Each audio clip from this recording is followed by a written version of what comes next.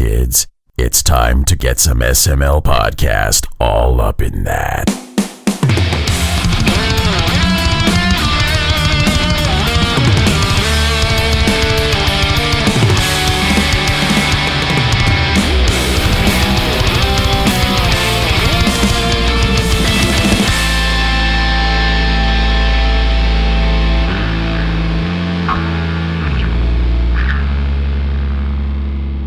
What's up, everybody? This is the SML podcast. I am your host, Joe. Joining as usual, Cole. How are you doing? We made it another couple of days. It's been 2 days, hasn't it? Yeah, God yeah. Damn it! Every week. 2 days. It is every week. That's what you signed up for. Fuck. Yeah. I had ice cream though, so it's okay. You had ice cream? I did. Yeah. I don't normally eat ice cream, but Dee got some of those Blue Bunny drumsticks, and I'm a sucker. Oh, an ice cream? I'm sorry. I'm not allowed to put food through the router again. I blew up the last one. Oh, my Lord. On that note, we have company joining us this week. Would our company like some ice cream? I can't put it through the router, but I can offer it. Thank you. You're so kind. I'd love it. Solomon from Busy Toaster, how are you doing tonight? Hey, good evening. I should say good morning. We're doing well. I'm doing well. Well, yeah, it's morning for you. You're, Where are you at? Taiwan? Yeah, that's right. We're based in Taiwan, Taipei. Taipei, nice. Yeah, it's 9 p.m. for us. And it is just 9 a.m. For us here. So exactly 12-hour difference. You are on the absolute opposite side of the world as us right now. Yeah, we're just a little bit in the future. Yeah, I was about to ask, is the future any brighter than today was? No, literally, it is brighter. It's like nice and sunny here, so you've got a lot to look forward to. I feel like you're lying to me because they're giving rain for here tomorrow. Yeah, it was cloudy here today. I think they're calling for rain tomorrow. I don't believe you. Yeah. Well, you offered me ice cream earlier, so I'd like to offer you a little bit of sun. I'll send it to you through the router. Hey, where I'm at, we literally have to turn on a sunshine pump just to get any sun around here. So, you know. A sunshine pump? Yeah, that's the running gag. We have to pump in the sunshine because we're so far up the Earth's ass that we can't even get daylight. So, wait, you guys are in New York? I'm sorry, my American geography is kind of sucks. I'm in Pennsylvania, which is fairly close to New York. It'd be about a 2-hour drive to get to New York for me. And I'm in Kentucky. We're kind of like the armpit of the U.S. As long as it's not sweaty, then it's okay. It is almost summer, so it's a little unruly right now. Yeah, it's toasty out. Mm-hmm. So, warm. You were here to talk about your game Georifters. For the people who don't know what this game is, give us the sales pitch. What is Georifters? Oh, wow. So Georifters is a puzzle adventure platformer. You can play with a friend or up to 4 players, and it's all about manipulating the terrain. Normally in other platformers, you're always kind of trying to jump gaps or navigate the terrain, but in Georifters, you take control of a group of heroes that have a special way to bend the world around them, to shift the terrain, and use this to overcome challenges or puzzles in the adventure mode. And in multiplayer, you use it to literally crush your enemies, to destroy them or to sabotage them. To just screw with people. Yeah. I think that's the thing that people have been having fun with. You know, you're going to make a jump and then you just move the ground right from underneath them before they hit that jump, and boom, you're in a pit of spikes. So how many friends do people lose on average playing this game? I'm not sure yet, but it gets pretty competitive in the office. Well, I say it gets pretty competitive, but they tell me that I'm the one that makes it competitive. So, what's the story there? How do you make it more competitive there?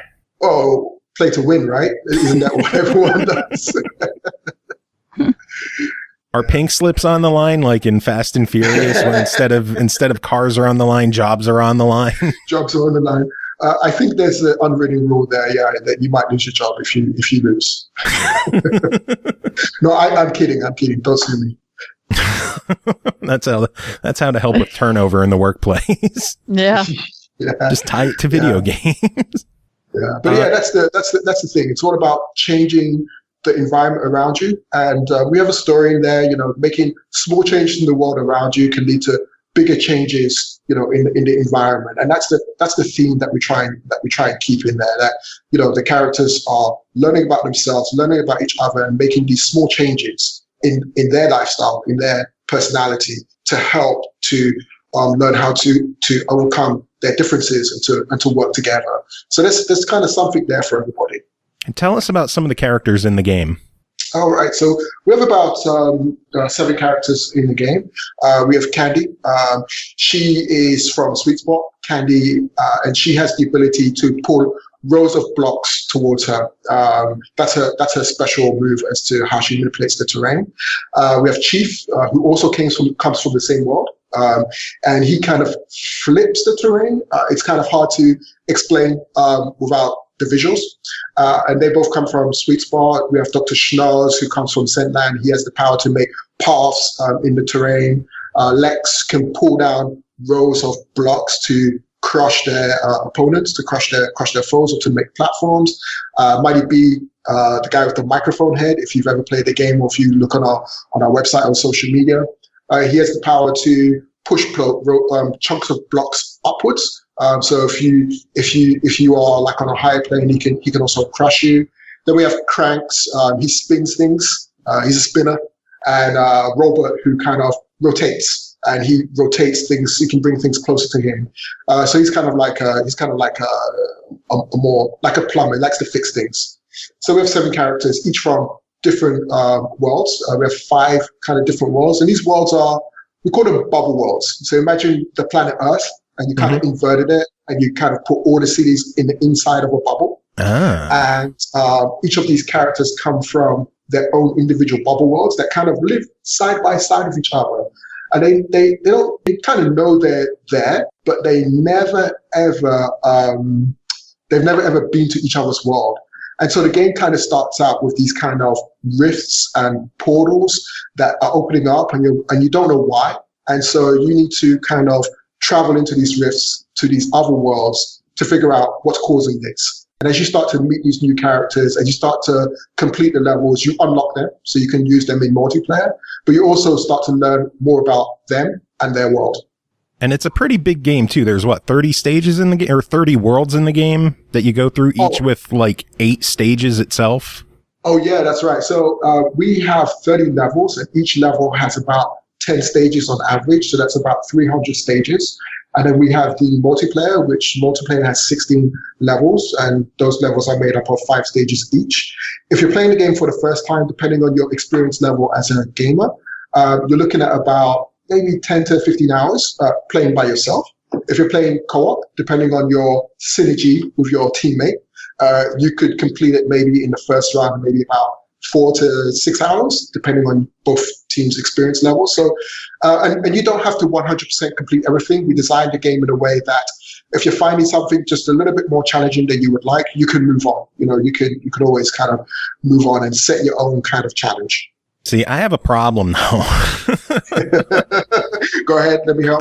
I get into a level and there's crystals there, and I want to make sure I get all of them before I move on. And then there's times where I'll move bricks to a point where I blocked a crystal and I can't get to it. And my only course of action is to quit the game and go back in and start all over. And it hurts my soul because I need to collect all those crystals. Well, there's a little trick you can do. We have this, we noticed that we've got this thing in there where you can reset. So if you hold down, if you're playing on an Xbox and you hold down B. Yeah, that's it. Sorry, I was looking at my PlayStation controller there for a second. Hold down. Nope, call. Can't do this. Sorry. Hold down B on the Xbox controller. Or if you're playing with a keyboard and mouse, it should be G or H. Hold down B, and it will reset blocks to their original position. So you can always kind of undo. When you use this ability, there's a longer cooldown. So it's something that you have to use more strategically. You can use it to get yourself out of, situations that you might have cornered yourself into. But you can also use it defensively. You can also use it offensively as well. There's a few tricks you can do to use it to kind of crush your opponents or other enemies that you find in the level. So if you ever find yourself like that, try resetting the blocks around you to see if it can make your life a little bit easier. I'm an idiot. Does that count as a death or anything though? Because I know I saw an achievement to beat the game without dying, and there's another thing where I'm like, I got to do this. I gave up on that. I eventually gave up on that after too many deaths on those goddamn red lava bricks. But if you use the reset ability, that doesn't count as dying. When you reset, you're actually literally. It's like Control Z, like undoing in like a file application. You're undoing the actions that you just did, so you don't lose anything. It's just a longer cooldown. It just kind of it's an ability that all the characters have, and it takes just a little bit more time to do, just a little bit, and the cooldown is just a little bit longer. But it really does help in some situations. And there's a hot tip for you actually. Whenever you reset blocks, they become intangible for a moment of time, which means you can pass through them. So what? That's a more of a pro tip there, right? There's a lot you can do with that. Is that an intentional mechanic, or was that a glitch that just turned into a feature? It's intentional. Well, when we first designed it, we were like, oh shit, you can do this, and we looked at it and we kind of looked at each other. It's like, no, that's intentional. Let's keep that. And we kept it in the game, and we tested it. And we to be honest, we had a lot of debates internally about should we keep this? Should people be allowed to do this? To wield this power. Yeah, and we came to the conclusion that, well, it's something that is slightly more an advanced technique, and we wanted to make sure that there was enough there for people who learn the basics, but wanted a little bit more, who wanted to kind of be able to combo things and do a little bit more in the game. So we kind of left it in there, and we thought, okay, let's keep it in there. And so we watched players testing. A lot of players didn't realize they could do it, and then some players who experimented more found it, and they were like, and so they tried different tricks. And so we felt, you know what, this is kind of working for the advanced players. Let's keep it in there. Let's keep something in for players who want that end game experience, who have got to a level where they've mastered everything else. Let's give them something else that they can use. So I think it's an interesting skill, and I would love to see how players use it to break the game or exploit the game. I think it's something that I'm curious to see what people do with it. Have you had the game on display at like conventions or anything before the world went to shit, and watch people? And were you able to see people get hands-on time with the game? Yes. Yeah. We were fortunate enough that we managed to get to about 3 or 4 shows. So we showed it at Bit Summit in Kyoto in Japan twice. So that was back in 2019 and 2018. And we also showed it at Tokyo Game Show last year. And then we were able to show it at DreamHack Anaheim 2020. That was in Anaheim, America. First time that we showed in the US. And so we've had a lot of people, we've been able to watch a lot of people play hands-on and see, what they do. And we've also shown it at Taipei Game Show twice, Taipei Game Show last year. And we were supposed to show it this year, but the world went to shit, as you said. So it's been really difficult to, get players to play hands-on and watch them play, because I think that's super important, being able to not only let people play it, but to be able to watch them play it live. You get a lot more feedback, and you can talk with the player, to really understand what they were thinking. I think that's very important in game development. Well, go ahead. Cole, were you about to say something? No, I was not. I thought he was about to. I didn't want to interrupt. Oh, I thought you were about to say something. We're all going to talk at the same time on the count of 3. 1. 1, 2. Oh, sorry, I went too soon, right? What kind of good feedback did you get from players at these shows? Oh, wow. We had lots of great feedback. Let me think. Let me see. What was a good one? I think some of the great feedback that we had was when players played, they gave us some really great feedback about different game modes they'd like to see. they were like, oh man, what if you did this kind of game mode? There was one idea that one player gave to us in the States where he liked the idea of moving things around, and he mentioned that there was this kind of old school kind of puzzle. There's this sliding puzzle where you have to slide a number to a specific location. Yeah. It's like a 3x3 tile. Yeah. And he was talking about doing something like that in the game. And he explained it a lot better than I am. And I thought, wow, that's such a great idea for a game mode. So there was that.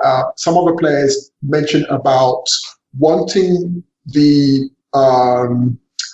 there to be a little bit more difference in the different characters' kind of attributes, which if you play now, some characters move a little bit slower. Some characters, their special ability, when they move the terrain around, moves a little bit faster than others. So each character has a slight nuance. So so that was some interesting feedback we got from players about how they wanted their characters to feel different or look different. There was a few things about the tutorialization that players had that they didn't get or understand. I think also when we were writing the story as well, helping us to nail down the concise nature of the humor and what we were explaining really helped. Those are the ones that come to my mind just from the top of my head, but there was a whole bunch that we got from players, and it's been super helpful. And we're hoping that as people play, they give us more feedback, because we want to do more updates. We've got some great plans for DLC. So, the more people are playing, the more feedback we get, we really help to, support the game over its lifespan. You mentioned the humor. I quite enjoyed the humor of the game. I know it's probably going to be divisive for some, but the idea of a butt fly, it's hilarious to me. I'm a child. What can I say? Yeah, there's a few things there. We were trying to push the line, but without kind of crossing it. I think for the world of Georifters, it was like, how far can we get without going into toilet humor territory? Yeah. I'm not sure if, we had the discussion about Buttfly when the idea came up, and some people were concerned that maybe that's a bit too extreme. We're like, no, we think that's okay. There's other ways that can be extreme, but dick flies. Cole, yeah. Cole, you want to start drawing? Exactly. Act like I haven't already. That would probably be the most mundane fly or dick that I've drawn, to be fair. Oh, geez. I have a storied art career. So you guys have been playing. Have any of you rolled credits yet or anything? Oh my God, no. I want to have a talk with whoever's responsible for the timed levels. Oh, the time attacks. All right. Okay. Was that you? No. Oh, you're gonna pretend it ain't now, ain't you? Quick, who can you blame? Somebody's responsible, and I'm about to have a fight with someone. So how far did you get? What's going on? Does it tell me what one I'm? No, I don't want to talk about it. I got stuck for a long time on level 3 because eventually, I was in the same boat as Joe, where I was like, gotta get them all. And then the time attack hit, and I'm like, but I gotta get them all. And I can't. Yeah, you're going to need a lot of skill to get it all if you want to get it the first time out. But I would experiment with some of the sticker upgrades. There's a couple of stickers there that help to increase your speed or increase the amount of blocks you shift at a time. So there's some things that you can really play around with that. When I saw some of the stickers and realized that they were upgrades, after the fact, I was like, I'm a fucking idiot. And I sat there for 4 hours trying to get those before I finally just gave up. Yeah. The time trials are there for you. Don't have to get everything. Just let you know. You don't have to get them all. You can get a few and then move on. But of course, if you want to 100% complete the whole game, 100% unlock everything, get everything, then yeah, you're gonna need to get all the crystals. But you can definitely kind of progress a little bit, unlock a few upgrades, come back to that time attack, and really go for it. And the time attacks, I would say, are good training grounds for you to learn how to, move things quickly in creative ways. And it kind of prepares you for battle arena, for when you're going to, showdown with your friends. They're good kind of like solo kind of training grounds for that. They're also incredibly frustrating, and they make me want to throw a controller. How many controllers did you break, Cole? Well, I'm just saying it takes a lot to not do it but then I look down and realize that I have an Elite and I can't afford to replace it. So you can't afford to spackle the wall with the hole that you put in. Yeah. Well, I like that you think I'm strong enough to throw the controller through the wall. I'm just saying, Elites are heavy. They'll leave a hole. That is a good point. What they should create is like a dummy controller, like a fake Elite, like a foam controller that you can have by your side. That I can just pick up and fling whenever I'm pissed. Yeah. You get those things where you can kind of squeeze them, for frustration. You need one of those. Yeah. Oh my God, Cole, I should send you my Rocket League stress ball that I have. Your Rocket League stress ball? It's like a 6-inch ball. I need that for when I'm pissed off at Rocket League. Apparently now we need a Georifter stress ball. When's that coming?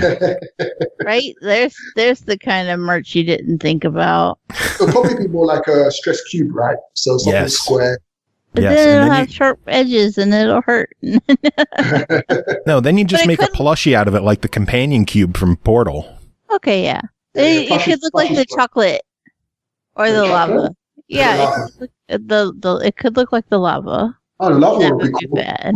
With little skulls and bones kind of sticking out of it. It would be cute. I'm not going to lie. Yeah, that would be a good idea. So, Georifters plushies. When are those coming? We always have one good idea to share, and that's it for this one. Yes, that is our one good idea this episode. Georifters plushies. If that really takes off and we're able to do that, I'll send you guys out some for free. Sweet. Can't wait. So how about you, Joe? What's your favorite character in the game, or who you training towards? I like the original girl. I've gotten so used to her. Was it Candy? Is her name? Mm-hmm. Yeah, that's right. I've just gotten so used to her play style and pulling the bricks that I've just gotten most comfortable using her. And in the few times that I would play with my wife on the battle mode, we played like 1 or 2 games, and she's like, "I don't want to play this. Why? Because I want to go fishing in Animal Crossing." I was Candy in those. Yeah. No. I'm not gonna lie. I sat here the other day and was like, I just want to load up Sea of Thieves just to go fishing. So when is Georifters getting fishing mode? Yeah. It's just a thing. Oh, we'll see if we can make that happen. Get it training on Twitter.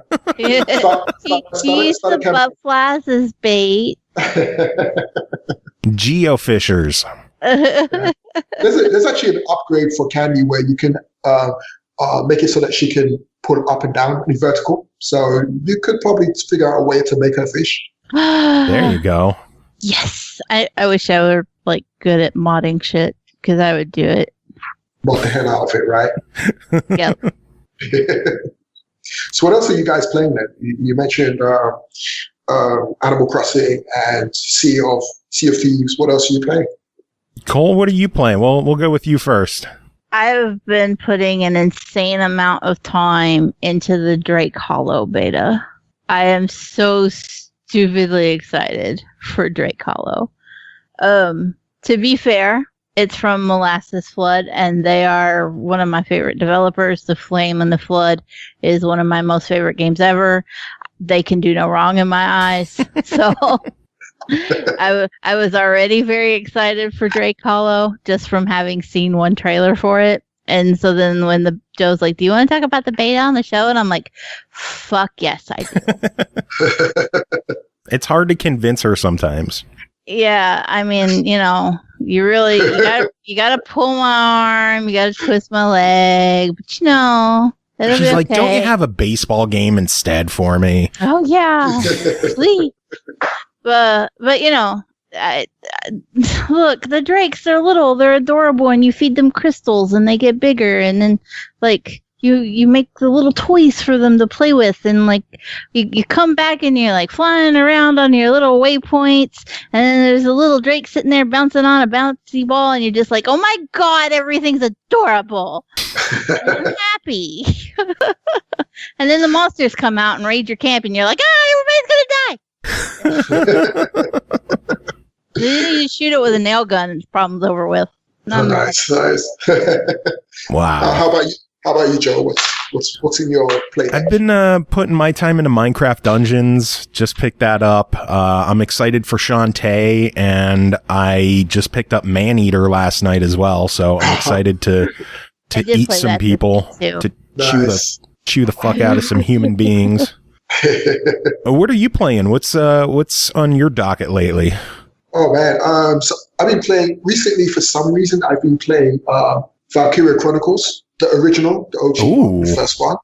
Yeah, it was something I was playing a while back, and I was like, you know what, I never quite completed that, and I liked the idea. I liked the idea of managing in-game characters, and I guess I do that every day. So why not add to that pressure and just manage people when I get home? So I'm playing Valkyria Chronicles, and I'm actually still playing Monster Hunter, Iceborne and World. I'm actually trying to do a double platinum on that because I found out that recently I am at 92% on both games, the original and the DLC, and I thought, wait a second, can I do a double platinum? Can I time it right? Wow. do a double ding? That's tough because that game is a grind for on Xbox's achievements. But oh man, I got 2 more to go. It's a mission, but I that's my goal in life. Once I've done that, I can retire. I'm impressed. Are you more focused on that than Georifters? Be honest. No way, it's impossible. Georifters is occupies a huge part of our lives. We're always polishing, and we're always figuring out ways to improve. There's a ton of stuff that we're looking at on a daily basis. I got in this morning just before the show. I told you, I was just discussing a few things with my team, and we found a few things that were like, oh shit, we need to do something about this. So we were kind of brainstorming about solutions. So we got one problem solved, but we're always looking at ways that we can improve and polish. And we've got a long plan for the game, and we're pretty excited about some of the stuff that's coming. You mentioned DLC. Anything that you want to talk about, or any ideas in mind? I think keep following our social media. I think we're going to make a few announcements. We will be doing something at the Steam Summer Games Festival. Sorry, I said Summer Games for the Steam Games Festival. So keep an eye on that. You should see something pop up there. But nothing that we could announce just yet. But we're working on something exciting. But something is coming. There are plans in the works. There is, and of course, if people are playing and they've got suggestions, throw them out to us. We'd love to consider them. We're always open to that kind of stuff. Your game needs more cats. Cat gifts, huh? I'm a cat guy. I can't help it. Who knows? Maybe we can do a cat skin. There you go. Cosplay. That would be fantastic. A cat costume for Candy. Okay, we'll put that on the list. Look, well, I said we had one good idea for you, not 2. Yeah, you can only use one of them. Yep. Well, we'll skip the plushies. The plushies involves too much investment. A cat skin, that seems more plausible. Tell your readers to make it trend, make it happen. Do a poll, do a vote. We'll hold a poll on Twitter. It's like, who wants to buy Georifters plushies or who wants a cat skin? And nobody's going to answer. What the fuck is he asking us this for? What kind of a poll is this? I think Joe had a stroke. I don't know what to do with him anymore. So my Lord. Did you guys play on the Xbox One, or did you guys play on the Xbox One X? I played on the X. I played on the S. So on the S. All right. I am out of luck. I have an old school. Well, we try to make sure that it's running 60 FPS constant on both, so you should still be good. We got some One X enhancements, but we try to make sure that the 60 is there. It ran smooth. I didn't run into any issues in terms of performance. Yeah, it looks great. I haven't had any issues. Everything has run properly. I'm the first one to bitch if shit crashes or monkey or like my goal with every game I review is how can I break it? Yep. So far, so good. Y'all did great. That's great. That's the one thing I said to the team. I said, as long as it doesn't crash, we're good. If I break the fuck out of it, you will hear about it. and she actually tries. I do. Yeah, you guys were playing actually on an old build. So hopefully if you update, you're going to see quite a few changes. So please update. Please get that update. Nice. Yeah. I think mine auto updates, so I'm not sure what version I'm running right now. I was actually playing it while we were talking, by the way. Oh, then you definitely should have already updated. Yeah. So you're good to go. Yeah, I have mine paused right now. I was playing before the show too. I like getting a little refresher before interviews. It's always good. So we know what the hell we're talking about. Right? Yes. 1.01.1183 is what I've got. So. That's correct. That's the one. There'll be another one that drops pretty soon in a few days. So be ready. Nice. Can you imagine if we did interviews like interrogations? but what type of interrogation? Like Batman style interrogation or kind of True Detective style? Cole would come in. She'd be like, now listen, you're going to have to tell us about the game. You're going to have to give us the details. And we want to know, just explain, give us the sales pitch. And you don't say anything. So I come in, I'm like, give us the fucking sales pitch. Wait a second. Let's just go ahead and point out here that I am 100% the bad cop. Okay. Oh, so we're gonna do that again. So Joe, you come in and you're supposed to. I'll come in and I'll be like, listen, just tell us about the game. We just want the details. I don't want my co-host. Just tell us about the motherfucking game. Remember, you gotta have some food. You gotta have some coffee and some That's food. You gotta butter me up, and then Joe's gonna, Cole's gonna take it away from me. I cuss very well, but this voice nobody takes it seriously as a man. Yeah, which makes it all the better, to be fair, because then you're surprised. It actually sounds more like good cop, confused cop. I am permanent. Bad cop and slightly worse, but still kind of bad cop. Slightly okay cop. The moment, the problem is that if I were the good cop, then I'd have to offer him some ass water, and then my husband would be like, "Nope, we got to shut it down. Can't do this." Or sweet tea. You can offer him sweet tea. You want sweet tea? You want some sweet tea? Hi, y'all. Like your husband's going to be my lawyer. Actually, I should have him as my lawyer. My husband would be like, "Nope, you offered ice. We got to shut it down. You're not doing the show anymore. It's over with." I see the Dr. Pepper product placement there. Good job. Oh yeah. I have Dr. Pepper too, but mine's in a mason jar because I'm a redneck. Yeah, mine's just in a normal ass can. I have my plain old. I'm sad I can't find the Dr. Pepper with cream soda anywhere. The last time D was at the store, he bought the last 3 cases for me. Lucky. And I have not seen any more. And I am like rationing that shit. Yeah, this whole virus thing, it's shutting down all the good sodas. I don't know what to do. I can't find vanilla Coke. I can't find Mountain Dew Baja Blast. Literal first world problems here. Yeah. Literal first world problems. How did the virus situation impact development on the game? Did it have any kind of effect on things? Yeah. I mean, first off, it affected our original plans for release dates. I mean, there was certain, we had to look at timing because all of a sudden we were like, is anybody even going to play games anymore? Of course, that didn't turn out to be the case, but we really had to look at that very carefully. Then, of course, there's about the marketing and getting awareness of the game. Now all of a sudden there was no more game shows, and for us, we'd only been showing in Asia. Up until the DreamHack Anaheim. We'd been shown in Taiwan and Japan, and we really wanted to show in US and Europe and get hands-on feedback from players, talk to players. But now all of a sudden we couldn't do that. And that was really problematic for us as well. And then of course, there's the thing about the getting things certified with the platform holders, submitting it to Microsoft, things slow down there. of course, not their fault. Everybody has to stay safe and make sure, they look after their employees. I think that's very, very important.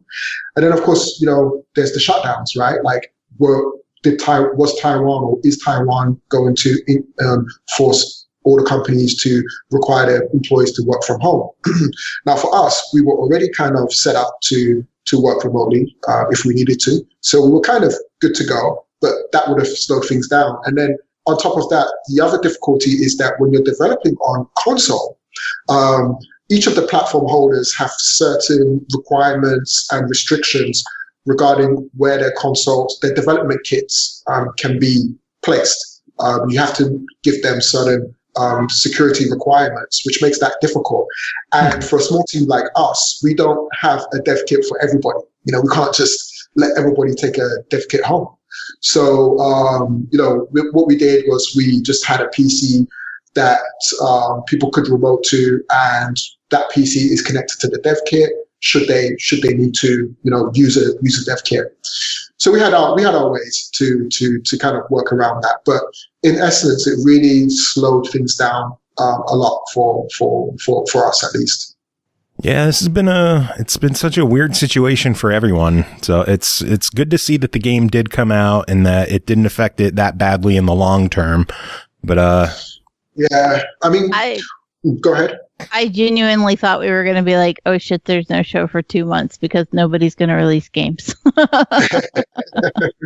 Yeah, and for us, a little bit more about Busy Toaster Games. Actually, where we are a independent team owned by Playarium, so we actually run 2 studios. And Playarium, the original Playarium's goal, what we did or what we do is we bootstrapped our way here. We help other developers to make games. I work for Hire Studio. So we've worked with a lot of other, bigger studios. We've been credited on a lot of pretty cool games.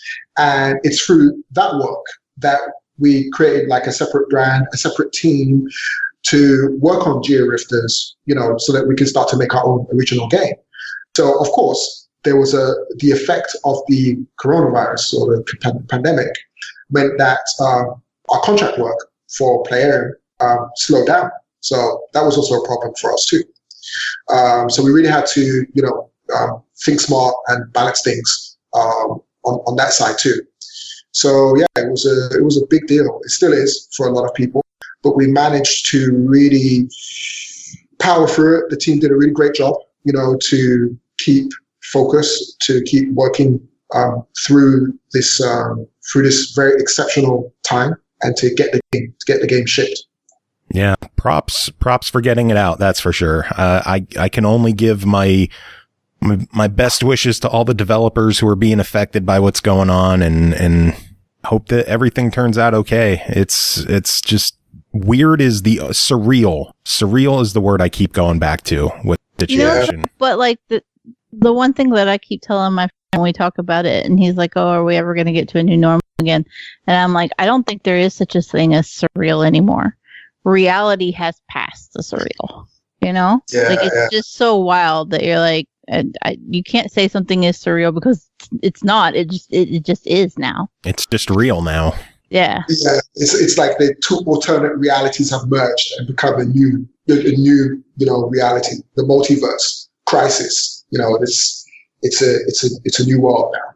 Yeah, this is the part in the Michael Bay movie where the camera spins around, they put their sunglasses on, and they're like, everything's different now. I gotta say, though, as somebody who's immunocompromised, like, all I'm doing is watching the rest of the world do the shit that I already do anyway. Yeah. I mean, literally, like, we've been working so hard, or at least, on Georifters, that, I'm literally coming in the morning, do our thing, get back home late at night, stay at home, read a few more emails, play a few more games. And when this whole thing happened, it was like, well, it's not really changed my routine, so it's what I do anyway. But I can imagine for a lot of others where it's very important for them to be outgoing, or it's just something that is important in their life, how it's a dramatic change for them. And it's tough, it's rough, it's it's subjective for each person. So, it's relative for each person. It's pretty rough. Yeah, it's been a lot harder for my husband because he's far more like the go, gotta move kind of person. And like he's super impulsive and he's always got to be doing something. Whereas I'm like, whatever, I just chill here at the house all the time anyway. I don't give a fuck. Don't forget to grab me some ice cream when you go out. Yeah. But I'm really hoping that like whatever the new normal is, that people keep playing more games. So that's actually been kind of a good thing for the games industry, which is quite interesting. Just hope it stays that way. Yeah, it's cool that video games seem to be booming right now. It's nice to see games winning in the end, and all these like health organizations that are like, video games are bad for you. Now they're saying stay home, play video games. Play games, yeah. Yeah. How the world has changed. I think one of the wildest things about it is that I'm in a couple of moms groups on Facebook, and some of them I have been in. How old is number one? 16. So I've been in it since before I was even pregnant with her. So like 17, 18 years I've been with these groups of women, and I've seen a lot of them argue, video games are terrible, you shouldn't play video games. And now I'm watching a bunch of them go, so I'm totally into Animal Crossing, or so I started playing this game. And some of them are like, I used to play WoW when I was younger and I'm playing WoW again. And I'm like, you are almost 50. You have grandchildren now. And they're into it, and it's great. It's fantastic to see that they're going back to their roots and playing games and picking up new ones. Yeah. I think like the industry, it's a really good time to get into gaming now. I think it's great now that different generations can play together. It's kind of more accepted. I think it's a really good thing, good space to be in. Yeah. I was like, Joe, did you die? I was totally I was like, pick up, and then you didn't say anything. I was like, Joe, did you mute? No, I didn't mute. Did a cat mute for you? No, I'm also dealing with Carnage on the side and the giveaways on the side, so I'm keeping track of everything. I have. Carnage. No. Has anyone won any of the giveaways just yet? Yes, we had 2 of the giveaways. Root Beer's My Jam won one, and who was the Jesus Ninja one? Lord of Night won the first one, but he's on PS4, so he had to redraw. Yep. Oh, Root Beer. Okay. Whoa, cat fight. Literal cat fight in my room. Congrats to everyone that's won the Xbox draw. Root Beer and who was it? Lord of Jesus Night Ninja. Jesus Ninja. Congrats guys. For the guy that got the PS4 one, stay following us. Maybe we can sort you out with something there. Cool beans. That would be great. Yeah, that would be awesome. But I know we've been chatting for a while. Is there anything else that you wanted to talk about before we move on? No, I mean, maybe I was just about to say maybe some of the people in the chat had some questions, but I'm afraid of the can of worms that might open. Well, they're asking how much is the game, so this is a good time. Give us the details of how much is the game. Fucking elevator pitch. Tell us the goddamn details on the fucking game. Where can we fucking buy it? How much is? So it's $29.99 US. There is a discount right now, pre-order discount. So go get it now. Get the discount. It's $23.99 with the discount, US dollars. And for that, you get like the co-op, you get multiplayer. It's about. I've been hearing some reviews where they said it's easily 20 and 25 hours worth of content, depending on your experience level. So there's a lot there. There's really a lot there. So yeah, that's the price. Try and get the discount while you can. Only a few more hours. Oh, did someone just say platinum trophy? No. Yeah, is there a platinum? No, does it have a platinum? It does. It has trophies. I mean, sorry, achievements.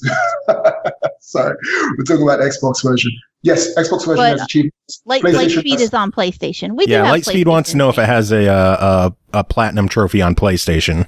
Yes, it does. Oh, there you go. Right, there you go, Lightspeed. Yes, it does. See, we have some PS4 listeners. We have to cater to them as well. We do. I just like to give everybody grief. It has achievements on all the platforms, by the way. Which is good. All right. Yeah, let me know if you get the platinum. I'll be curious. I don't think I'll ever get all the achievements in this game.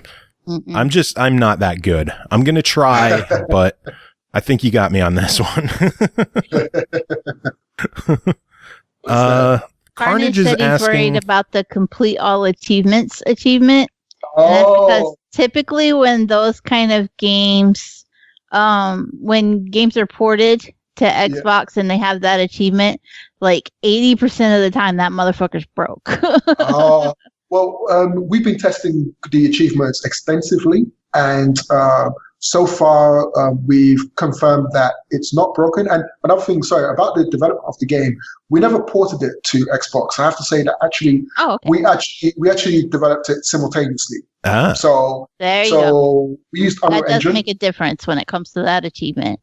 Yeah, we used Unreal Engine, and we did simultaneous development, and so everything is trying to push each platform to its trying to push each platform. And so on the achievement side, we've been very careful to make sure that we test to make sure it's not glitching and not broken. So it's possible to get all of the achievements. Now, we did fix a bug a couple of weeks back where it was a little bit trickier to get the S ranking. It's fixed already. So that was the one thing that was kind of causing an issue a couple of weeks back. So we think that you should be good. You should be good. Yeah. Very good to hear. That is some rapid fire patching, man. Oh man, there's going to be more. You guys are on top of it. You got your shit together. It's good. Yeah. We're always testing. We have a really good test partner that gives us great feedback. And when our team sees something, we try and prioritize. We can't fix everything, of course, because we're a small team. But we prioritize and we try and make sure that we are looking at what is important for the players. So that's why, if you see something, say something. Right? Just let us know. We'll do our best to try and get it out there. Like, for example, like a few days ago, we found that on the localization side, because we're already localized to a few languages, but we found that there was just an issue about the presentation of the localized text. So, we were already thinking about how can we get this out to players like sooner. And that's just a small issue. It's not a high priority for us, but we really want to make sure the experience is good for everybody as best we can. I mean, we can't please everybody, but we try our best to make sure that everybody is going to have a good time, Yeah, and if you don't please them, fuck them. That's a healthy mindset to have, right? Yeah, and to be honest, I'm an achievement whore. I like going for the platinums. I really understand. I have 13 platinums on my PlayStation. Nice. If I get the double thing, that's going to take me to 15. And it's not easy being a trophy hunter. It's a hard life, but I know it's important for people. We got you achievement hunters covered. Don't worry. Very good to hear. Awesome. What's that? Lightspeed. I go for the plats. I go for the achievements as well. Yeah, get some Ratalaika games. Then you'll have all kinds of platinums.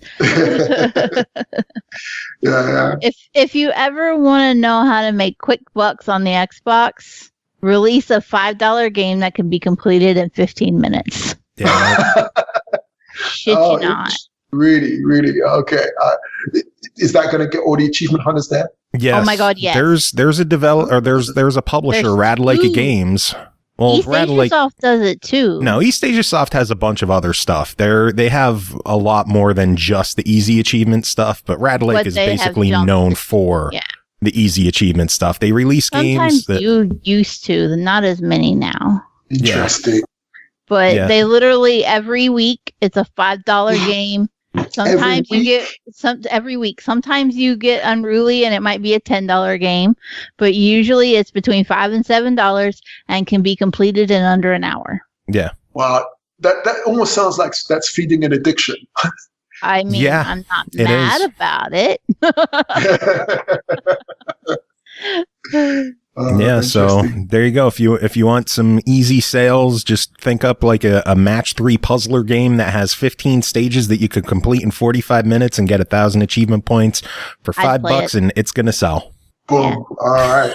I'd play it and give you a buyout on the show. All right. Georifters match 3 puzzle game. That's the next DLC. Thank you very much. Oh, man. Well, Solomon, thank you so much for coming on and joining us and chatting with us. How can people keep up to date with you and what you're doing? Right. So, yeah, if you follow us on the Twitter, georifters.com, Georifters on Twitter, Facebook, Instagram, take your pick. Just look for Georifters and follow us. If you want to follow me, I don't really use social media that much. You'll be extremely disappointed.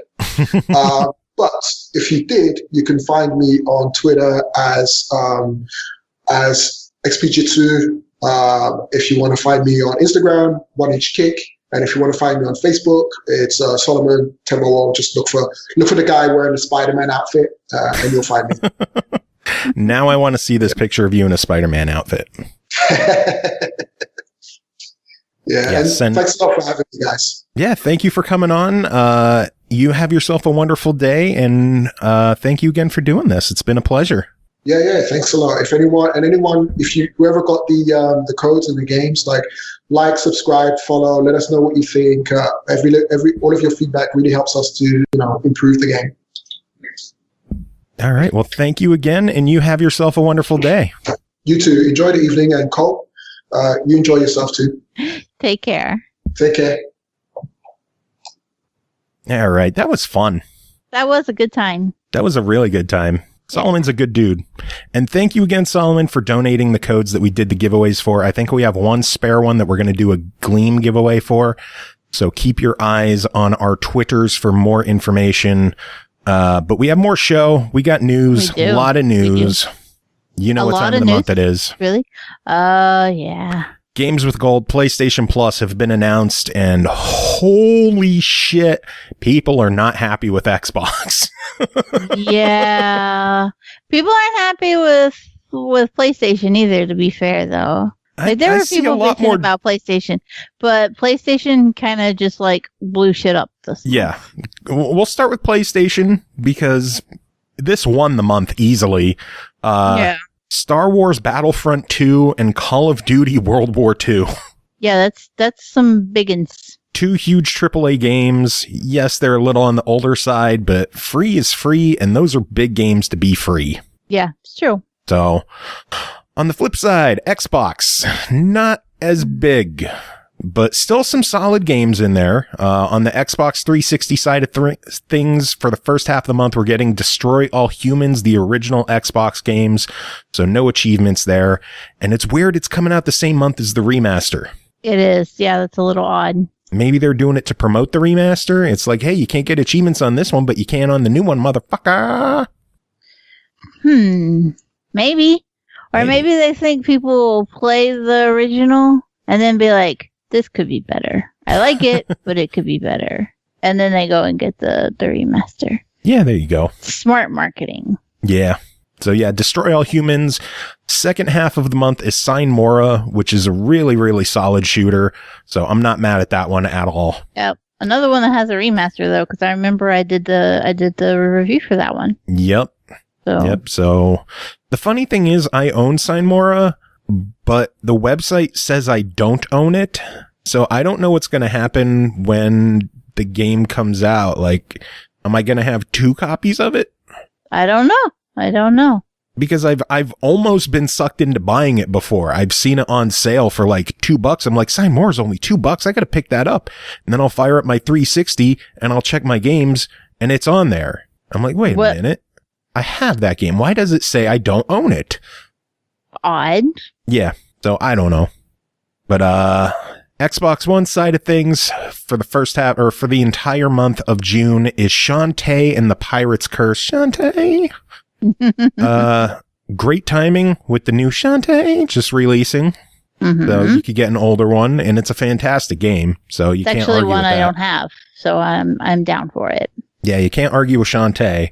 And then the other game for the Xbox One is Coffee Talk, which is a very interesting choice for a free game. I really, really liked Coffee Talk. Maybe it'll get some people who didn't think they could be into that kind of visual novel. Maybe it'll spark their interest because it's a relatively easy completion. Maybe. It's also play anywhere. So If you've got a PC and you want to play it on that, you can. And I think it's a little easier to play it on PC actually. Why? Because of there's coffee making mini games. And it's just easier to point and click at them with the mouse than it is to move the cursor around them. Makes sense. Yeah, like it's a perfectly fine, controller adaptation for it too. It's just that it's just considerably easier to do it with a mouse. No. But yeah, those are the months. Xbox on the surface, it's really not a bad month, but when you compare it to PlayStation, it's a dumpster fire. Yeah, well, and I feel bad saying that because I am glad people are going to pick up Coffee Talk that would not have otherwise. That's why I'm saying on the surface, it's still a great lineup. Like when you look at the games individually, you're like, these are good games. They're solid games. There's no problems with any of them really. It's just they're not two AAAs. Yeah. So which is fair. Speaking of more big games, Epic Game Store's free game this week. Did you see this one?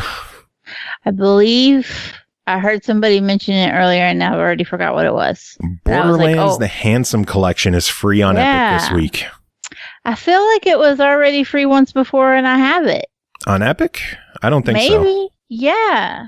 Maybe I saw it in like a coming soon thing or something. Maybe. Because they do show pretty far way out of what's coming up to be free. Which is nice, because then you don't accidentally buy that shit. Yeah. But I swear I either already have it or saw it or something. I was like, yeah, I knew that was a thing. Maybe I dreamed it. I don't know. Shit happens. But that's been a couple of solid weeks in a row of free games. Grand Theft Auto, and then Civilization, and now Borderlands. Yeah. And then Sludge Life is also free, which we'll be talking about later on in the show. Oh, fascinating. Yeah. New game was announced as coming to Game Pass in June. No date on it yet, but it is coming. No Man's Sky. Well. Yes. No Man's Sky will be coming to Game Pass in June. What are your thoughts on that one? I'm not like I'm horribly indifferent to it. I'm sure there are people who are going to be excited, and that's great. But I don't know. I'll tell you what. I played it for review, and I can like visualize what it looked like, but I don't remember shit else about playing it. I'm not even gonna lie. So I mean, hey, if people are happy, great. But I don't remember shit. I feel bad for that. I just love that what was once like a headline PlayStation title is now on Xbox's service. That is a good point, and I hadn't even thought of it like that. But you're not wrong. That's an interesting turn of events. Yeah, that is a good point. Because everybody was like, "No Man's Sky is going to be the best thing ever. It's PlayStation only. Get fucked." And it's like, no, but now it's on Game Pass. Yeah, now it's on friggin' Game Pass. Heavy Rain, Beyond Two Souls, and Detroit Become Human are all going to be hitting Steam on June 18th. So if you've been interested in any of those and have been turned off because they're only on PlayStation, now you can play them on Steam. I put Detroit on my wish list. Nice. Just for the record. Yeah.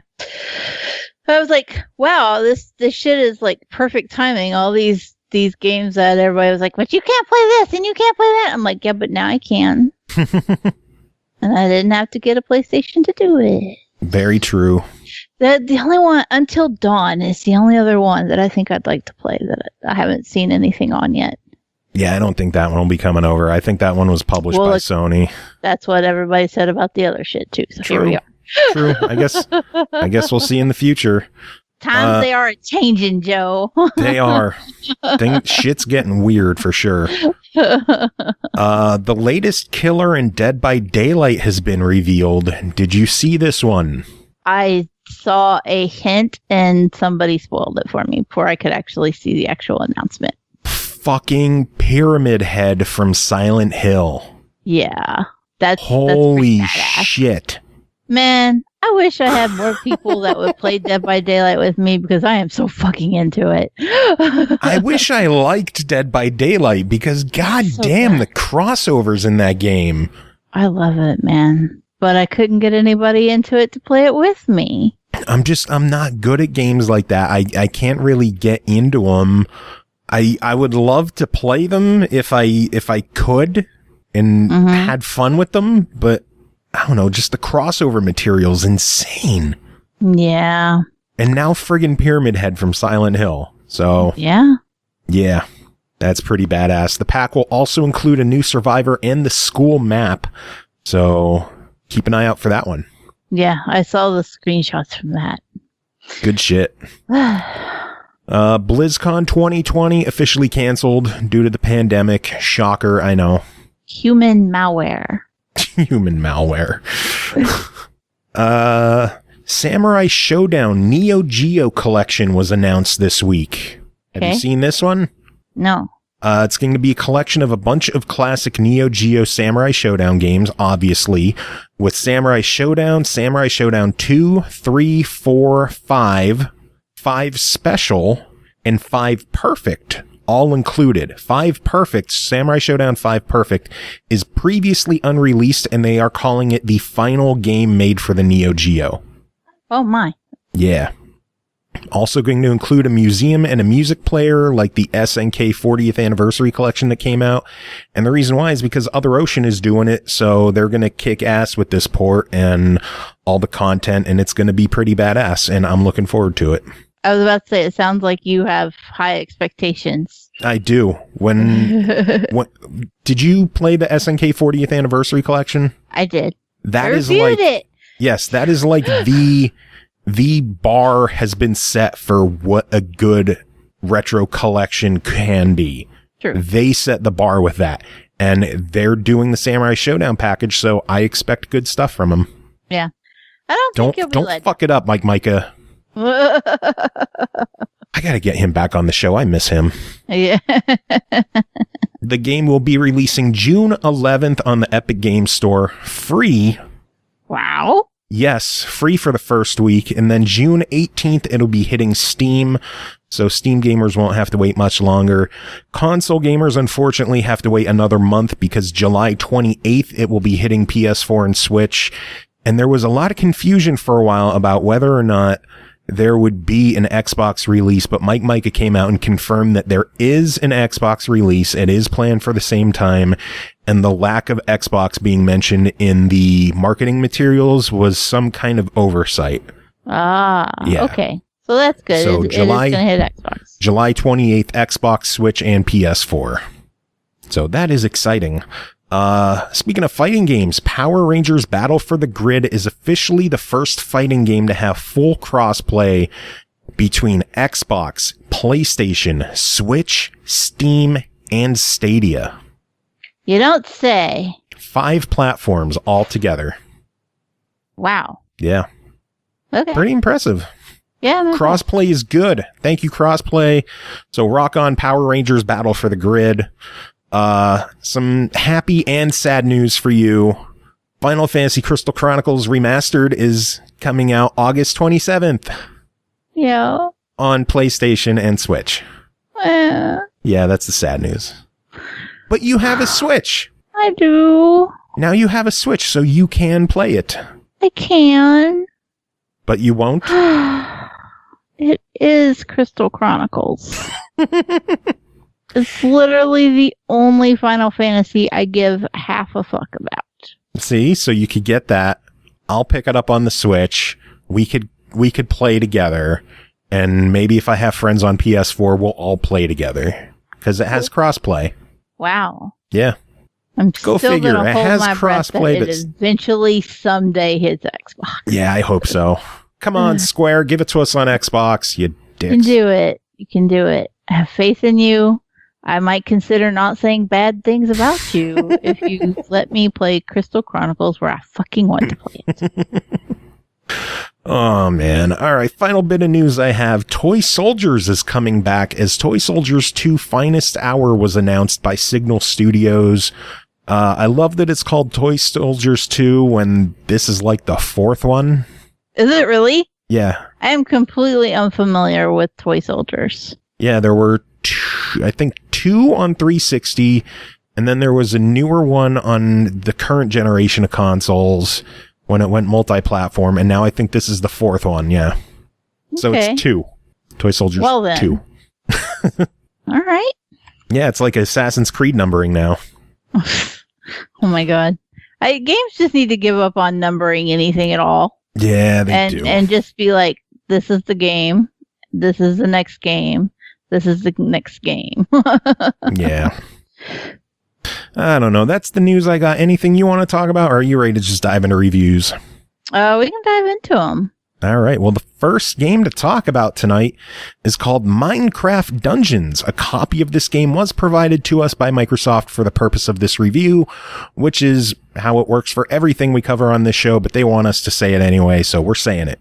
It was developed by Mojang Studios and Double 11, published by Xbox Game Studios, released May 26th on Xbox One, Switch, PS4, and PC for $19.99. A Heroes Edition is available for $29.99 and includes a hero cape, some player skins, and a chicken pet, as well as 2 DLC packs when they release in the future. Fight your way through an all-new action-adventure game inspired by classic dungeon crawlers and set in the Minecraft universe. Cole, tell us about Minecraft Dungeons. So I've actually got a little surprise for everybody. I'm not going to be the one talking about Minecraft Dungeons. Number one is going to do this for me because she and her sisters put in the most time into it, and I think she can do the fairest job. So, I'm going to hand over the headphones and the microphone and be nice to number one because she's going to tell you about Minecraft. Okay. You want to say hi to Joe? Hello. Hello. How are you? Tell us about Minecraft Dungeons. So Minecraft Dungeons is an ARPG game. Obviously, it has Minecraft to it. What kind of art style does it have? Blocky. It's blocky. Voxel art. Is your mom just whipping you in the background as you're talking? I can't say anything. Get back to it, slave. Discuss the game for us. Okay. So at the beginning of everything, there's a little story to it, obviously. What's the premise? What's the story? So there's a little villager. Uh-huh. In the regular Minecraft, there's pillagers and regular villagers, but I don't know about the villager thing. Anyways, so there's a weird little villager who got kicked out from his village, and he just set out on a regular journey. He found this weird, powerful crystal thing. It went over his head, and now he's corrupted. So you set out on an adventure to go and defeat the villager. I didn't get that far. I got far enough, but I didn't complete it.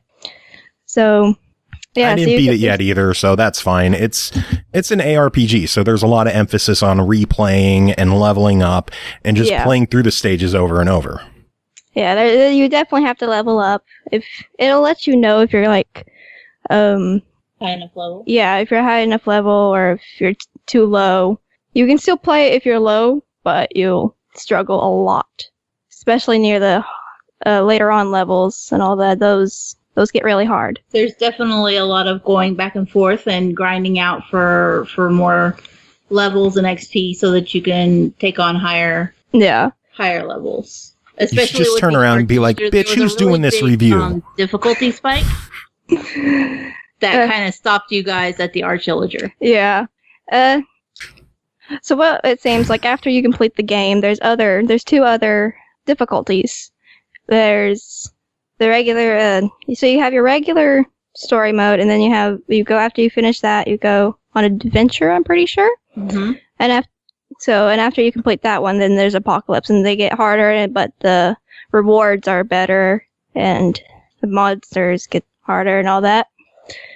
But they're locked. You can't play. Yeah, you can't play them unless you finish the story, the regular story, then adventure. After you complete that one, then Apocalypse. Which makes sense. They don't want you just jumping into the deep end right off the bat. Yeah. Although my friend Chris would probably do that. I probably would have too. So what do you think of the game? Have you had fun with it? Yeah, I've enjoyed it. It's easy enough for like my sisters to play it too. Like they didn't start off at the tutorial with me. They started off at like 2 levels after that. And it was just easy enough to pick up and play? Yeah, you also level up quickly too, especially with the earlier levels. So what else is there in the game? What else can you tell us about it? Let's see. Is there online? Yes, there's online, but I tried there's local online, which you hook up controllers and you can all just play like that. Local multiplayer. Yeah. But there's online as well. I've tried it, but you can't match make. You have to have friends already to invite. Yeah. Yeah, it's friend only. Unfortunately, there is no crossplay right now yet either. My buddy Chris wanted to play on Windows 10. I was playing on Xbox and we could not get a game to match up. It popped up with an error saying that there was no crossplay. So hopefully in the future, I know they said that there would be an update in the future. Hopefully it's not that far into the future. Yeah, because there's also another thing that I noticed, which was the realms at the end. I don't know if that's like after you complete the game, but I tried to click on it. It said that it'll be there in the future, so I'm guessing probably it's DLC. Maybe, yeah. We do have the Hero Edition, yeah. So that DLC will be included, and we'll cover that too. Yeah, at the beginning, back to the beginning, you get to choose your like skin, like you do in regular Minecraft. So that's pretty cool. You get to choose your skin and stuff. So to the gameplay, when you're leveling up, and when you're going on in a level, there's loot, and there's drops from random monsters and stuff. When you're playing local multiplayer, they'll be color coded for the drop. So, like first player would probably be like yellow, and if there's more color codes for that certain color. How does the XP split between in multiplayer? Is it everybody gets shared XP, or do you only get XP for the damage you do? I'm not sure. You just randomly level up. There's no visual way of getting XP. You just there's an XP bar with your whatever artifacts you have in your health bar. Mm-hmm. There's just a random purple bar with your XP, and it shows how far you are to leveling up and stuff. But there's no actual, like... Yeah, I noticed when you kill monsters, it doesn't say, like, you gain this much XP. They just drop little yellow crystals that float to your body that counts as your XP. But I don't know how much you get. It's not very clear on that. Yeah, I don't know either. So you just be like, well, I just gotta wait and see if I level up. Just keep killing things and level up. Yeah. There are secrets to the game, too. There are little... secret levels. I unlocked a secret level after a while when I went back to go level up. It was a secret crypt, and you can just explore. You don't actually have to follow where the arrow is if you want to. Just go explore. Yeah, that's what I did in levels. I would. Yeah. It'd be like, go this way. I'm like, no. I'm going that way. Yeah. And I'm staying over that way. And it doesn't tell you. It doesn't force you to go that way. It just has an arrow there like, okay, this is where you have to go. Yeah, you'll eventually get there anyway. One of my downsides with the game is it is fairly linear. There's only one real path that you could go in the end. Any side shoots are just going to be dead ends that will have like money there that you could pick up or monsters there, but you're eventually going to have to go back and go the one direct path to the end. So there is some linearity to the game, but I don't think it's that big of a detriment just because you could replay and keep killing things over and over. Yeah. Like, there's a problem with the arrow sometimes, especially if you're in local multiplayer again, where it'll go up to the corner, but you have someone's health bar there and it gets blocked. The arrow gets blocked, so you're like, oh, where do I have to go now? Unless you go to the map. The map, it shows you where you've been, it highlights where you've been, but sometimes you can't move the map at all and see where you have to go if your arrow is blocked. Yeah, it's just one of those maps that you pull up and it's an overlay over the screen. Yeah. You can double tap it and make it come up full screen. Yeah. But it's still just full screen. And you can't move it around. So it just Can she hear me? Is she listening? Cole, can you hear me? Hear. God damn it. I can't talk shit about her. It's okay. Oh, no. So do you have any complaints about the game? Other than not moving the map. And no, I like it. I would suggest buying it. The Hero Pass, if you want it, I'd suggest buying it. It's really easy. Do you think it's worth the extra $10 for the Hero Pass? If you just get skins for it extra skins. It comes with the DLC. Yeah, that's what We don't know what the DLC is going to be, though. So Yeah. Well, if it has more levels and stuff, but yeah, it'd probably be worth it. I like it. I like it enough where I'd be like, hey, give me the DLC. All right. So wants to know, how is it solo? It's easy solo at the beginning, but after a while it gets difficult because, again, with the level of difficulties, more monsters appear and they gang up on you. Yeah. And I don't like that. So it's a game that's fun, but it's definitely better with others. Yeah. Yeah. A lot better with others.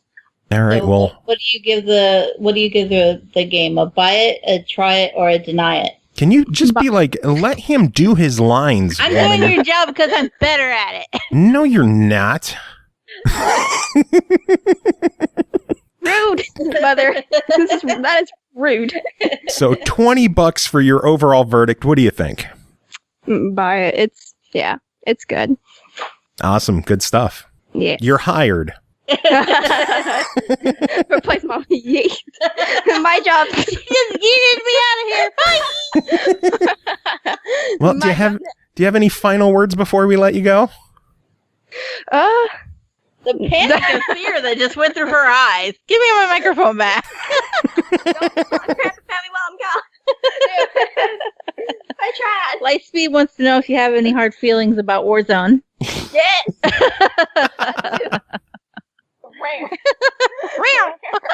Cole, any other thoughts on Minecraft? No, the only thing one of the reasons that I asked her about the XP, I didn't notice that it wasn't showing up on the screen for him. But I noticed that when Shiz played, he didn't have to go back and grind quite as much to be enough of a level to take on the Arch Illager, whereas they had to go back and replay quite a bit. And I'm suspecting that there's like not as much XP to go around if you're playing with a group. But I can't 100% guarantee that's what it is. But if I'm not mistaken, when I was watching Shiz play, he was like level 26 by the time he got to the Arch Illager. Whereas the girls were like 17 and 20. So there was, maybe you guys are just better and didn't have to die and replay as much as he did. But he was playing solo and you guys were. Yeah. So that's what I think. you were 25. One of you, because I could see on the screen, one of you guys were a 17. Yeah, I think one of the two girls. So yeah, you guys were definitely not as high of a level as Shiz was when he got to it. So I started before the two girls did. Mm-hmm. Either way, it's a fun game, right?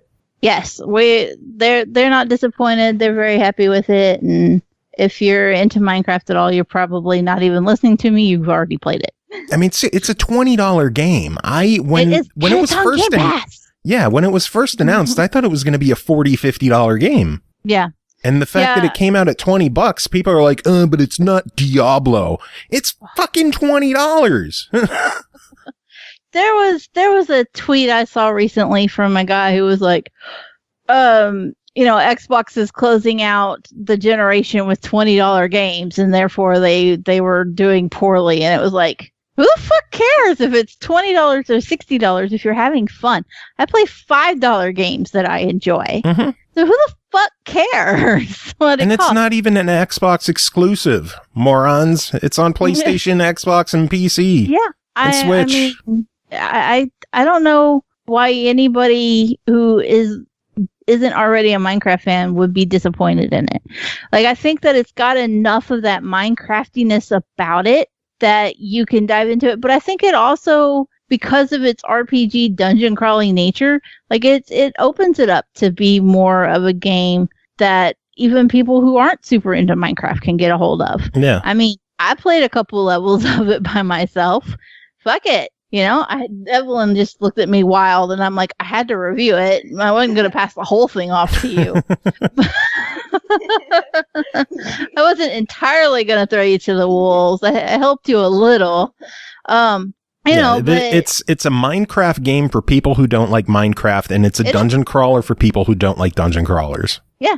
Yeah. I was very satisfied with it. I mean, it's not even I would say that the dungeon crawler genre is more my thing, whereas Minecraft is definitely not. And I was like, yeah, I can play this. I'm good with it. I'm not disappointed. It felt very much like playing a more polished, more defined River Bond. Yeah, there you go. Yeah. I'm not really that much into dungeon crawlers, really, but again, with the I kind of like Minecraft. I don't know if the mic is picking you up all the way over there. Is it? Okay, good. Okay. But like, again, I'm not into dungeon crawlers, but with the Minecraft aspect to it, it sucked you into it all the same. It goes well. Yeah, it works. Good stuff. Yeah. I give her a passing grade. You got a passing grade. Ooh. You get a dip? Maybe? You want to stick around for the rest of the reviews? We gotta make sure they're not talking crap about it. We just gotta make sure that y'all ain't talking shit about her. Well, now that she's gone, let's talk shit about her. Let's not be cruel to my 16-year-old. Okay. Teenagers are fragile. Yeah, whatever. Yeah, she said she has emotions, people. Moving on, next game to talk about is called Atomic Crops, developed by Birdbath Games, published by Raw Fury, released May 28th on Xbox One, Switch, and PS4 for $14.99. Atomic Crops is an action-packed roguelike farming simulator where you must cultivate and defend the last farm in the post-apocalyptic wasteland, farm mutated crops, marry townsfolk, and kill every mutant creature that tries to invade. Cole, tell us about Atomic Crops. So, doors. So I played Atomic Crops on Epic, and yeah, you previewed it a few weeks ago. I had a rough start with the game. Okay, I was not super into it. I felt like I should have been. It is 100% the kind of game I want to play. Twin stick with some farming elements. It's one of those, like, you could have put it together out of Super Mash and been like, fuck yeah, right? Shouldn't have been disappointed, and yet somehow I just couldn't get my bearings about the game. I couldn't get into it, and I was like, I know I should love this, but I can't. Now, it's on Xbox. My AC kicked on. I'm going to turn it off. Keep talking. Okay. It's on Xbox, and I've played it some more, and some more. And then I've played it some more on Epic. And then I played it more on Xbox.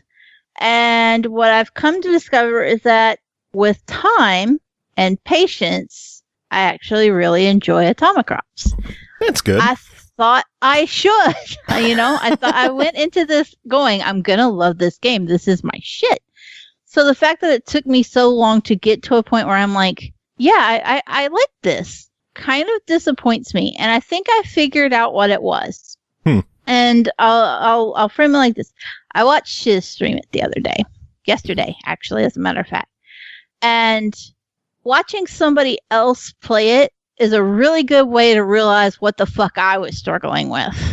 From it gives you an outside looking in kind of perspective. And I realized that my biggest problem with Atomic Crops is that it gives you a basic tutorial. It's like, here's how you water your crops. Here's how you plant them. Here's how you shoot shit. And then it throws you to the wolves. Yeah. And it doesn't tell you fuck all else.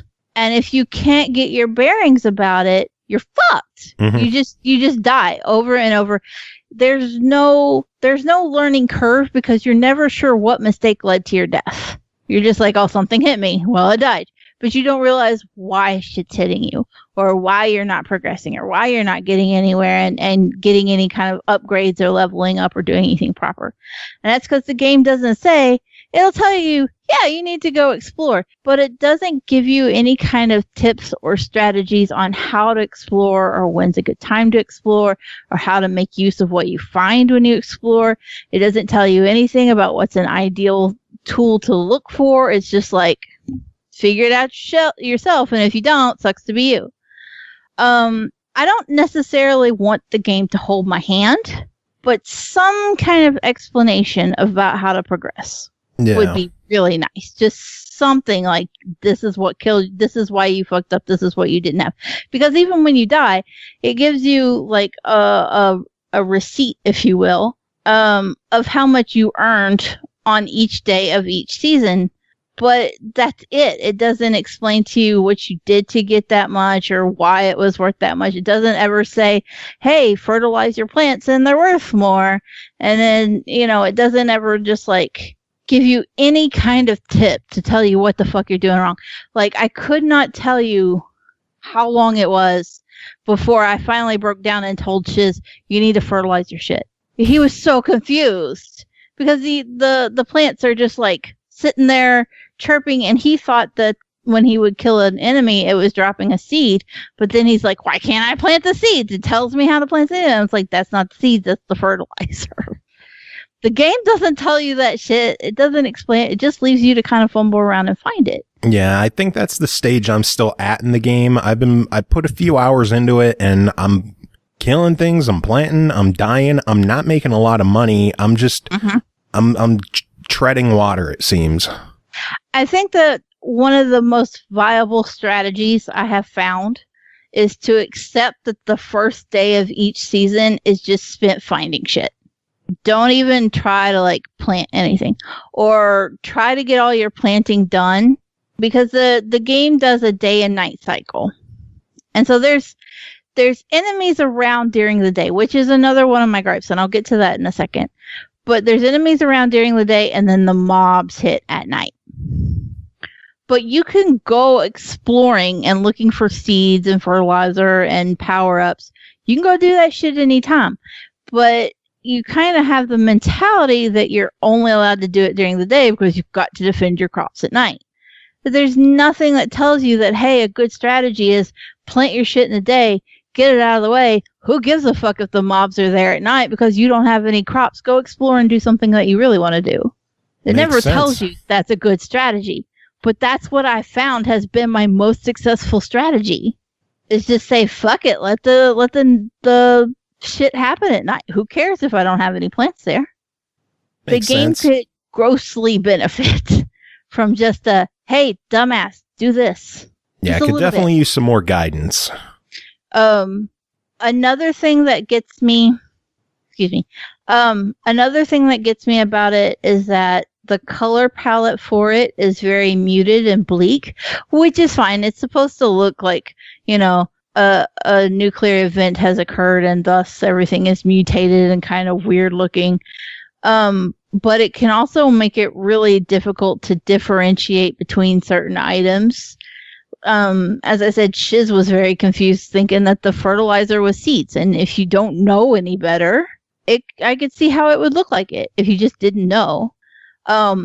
Seeds are often a very light brown color, and they're on the like clay red dirt. And if you're not paying a whole lot of attention and expecting there to be seeds, you can miss them entirely. The other thing that I would fuss about would be that I bitched kind of, but I'm going to bitch more. During the day is supposed to kind of be your downtime, if you will, so that you can plant and focus on the farming part. Or going to explore, whichever one you want to do. But even during that time, you have to deal with a small grouping of enemies attacking you. There's no option to like set up any kind of barricade or protection early on. You have to wait until you gradually upgrade and can put out turrets and shit like that to help you out. But early on, like, even then, it's just throwing you in the deep end and like, oh yeah, you're trying to hoe up a garden, but hey, here's a giant slug that's going to come around and chomp at your shit while your back is turned. Or the damn little dig dug looking things that pop up out of the dirt and spit at you. I understand wanting to have it be a challenge, but I think at least in the first couple seasons or even the first year, just give people a chance to get their bearings about them enough before you start throwing in daytime enemies too. Yeah. Give them some kind of rest period to explore and understand what's going on. Because I spent so much time in the beginning, even when I did my preview, thinking, oh, this is, the daytime, this is it. There's constant enemies and this is where I'm supposed to be. I have to stay here and protect this area.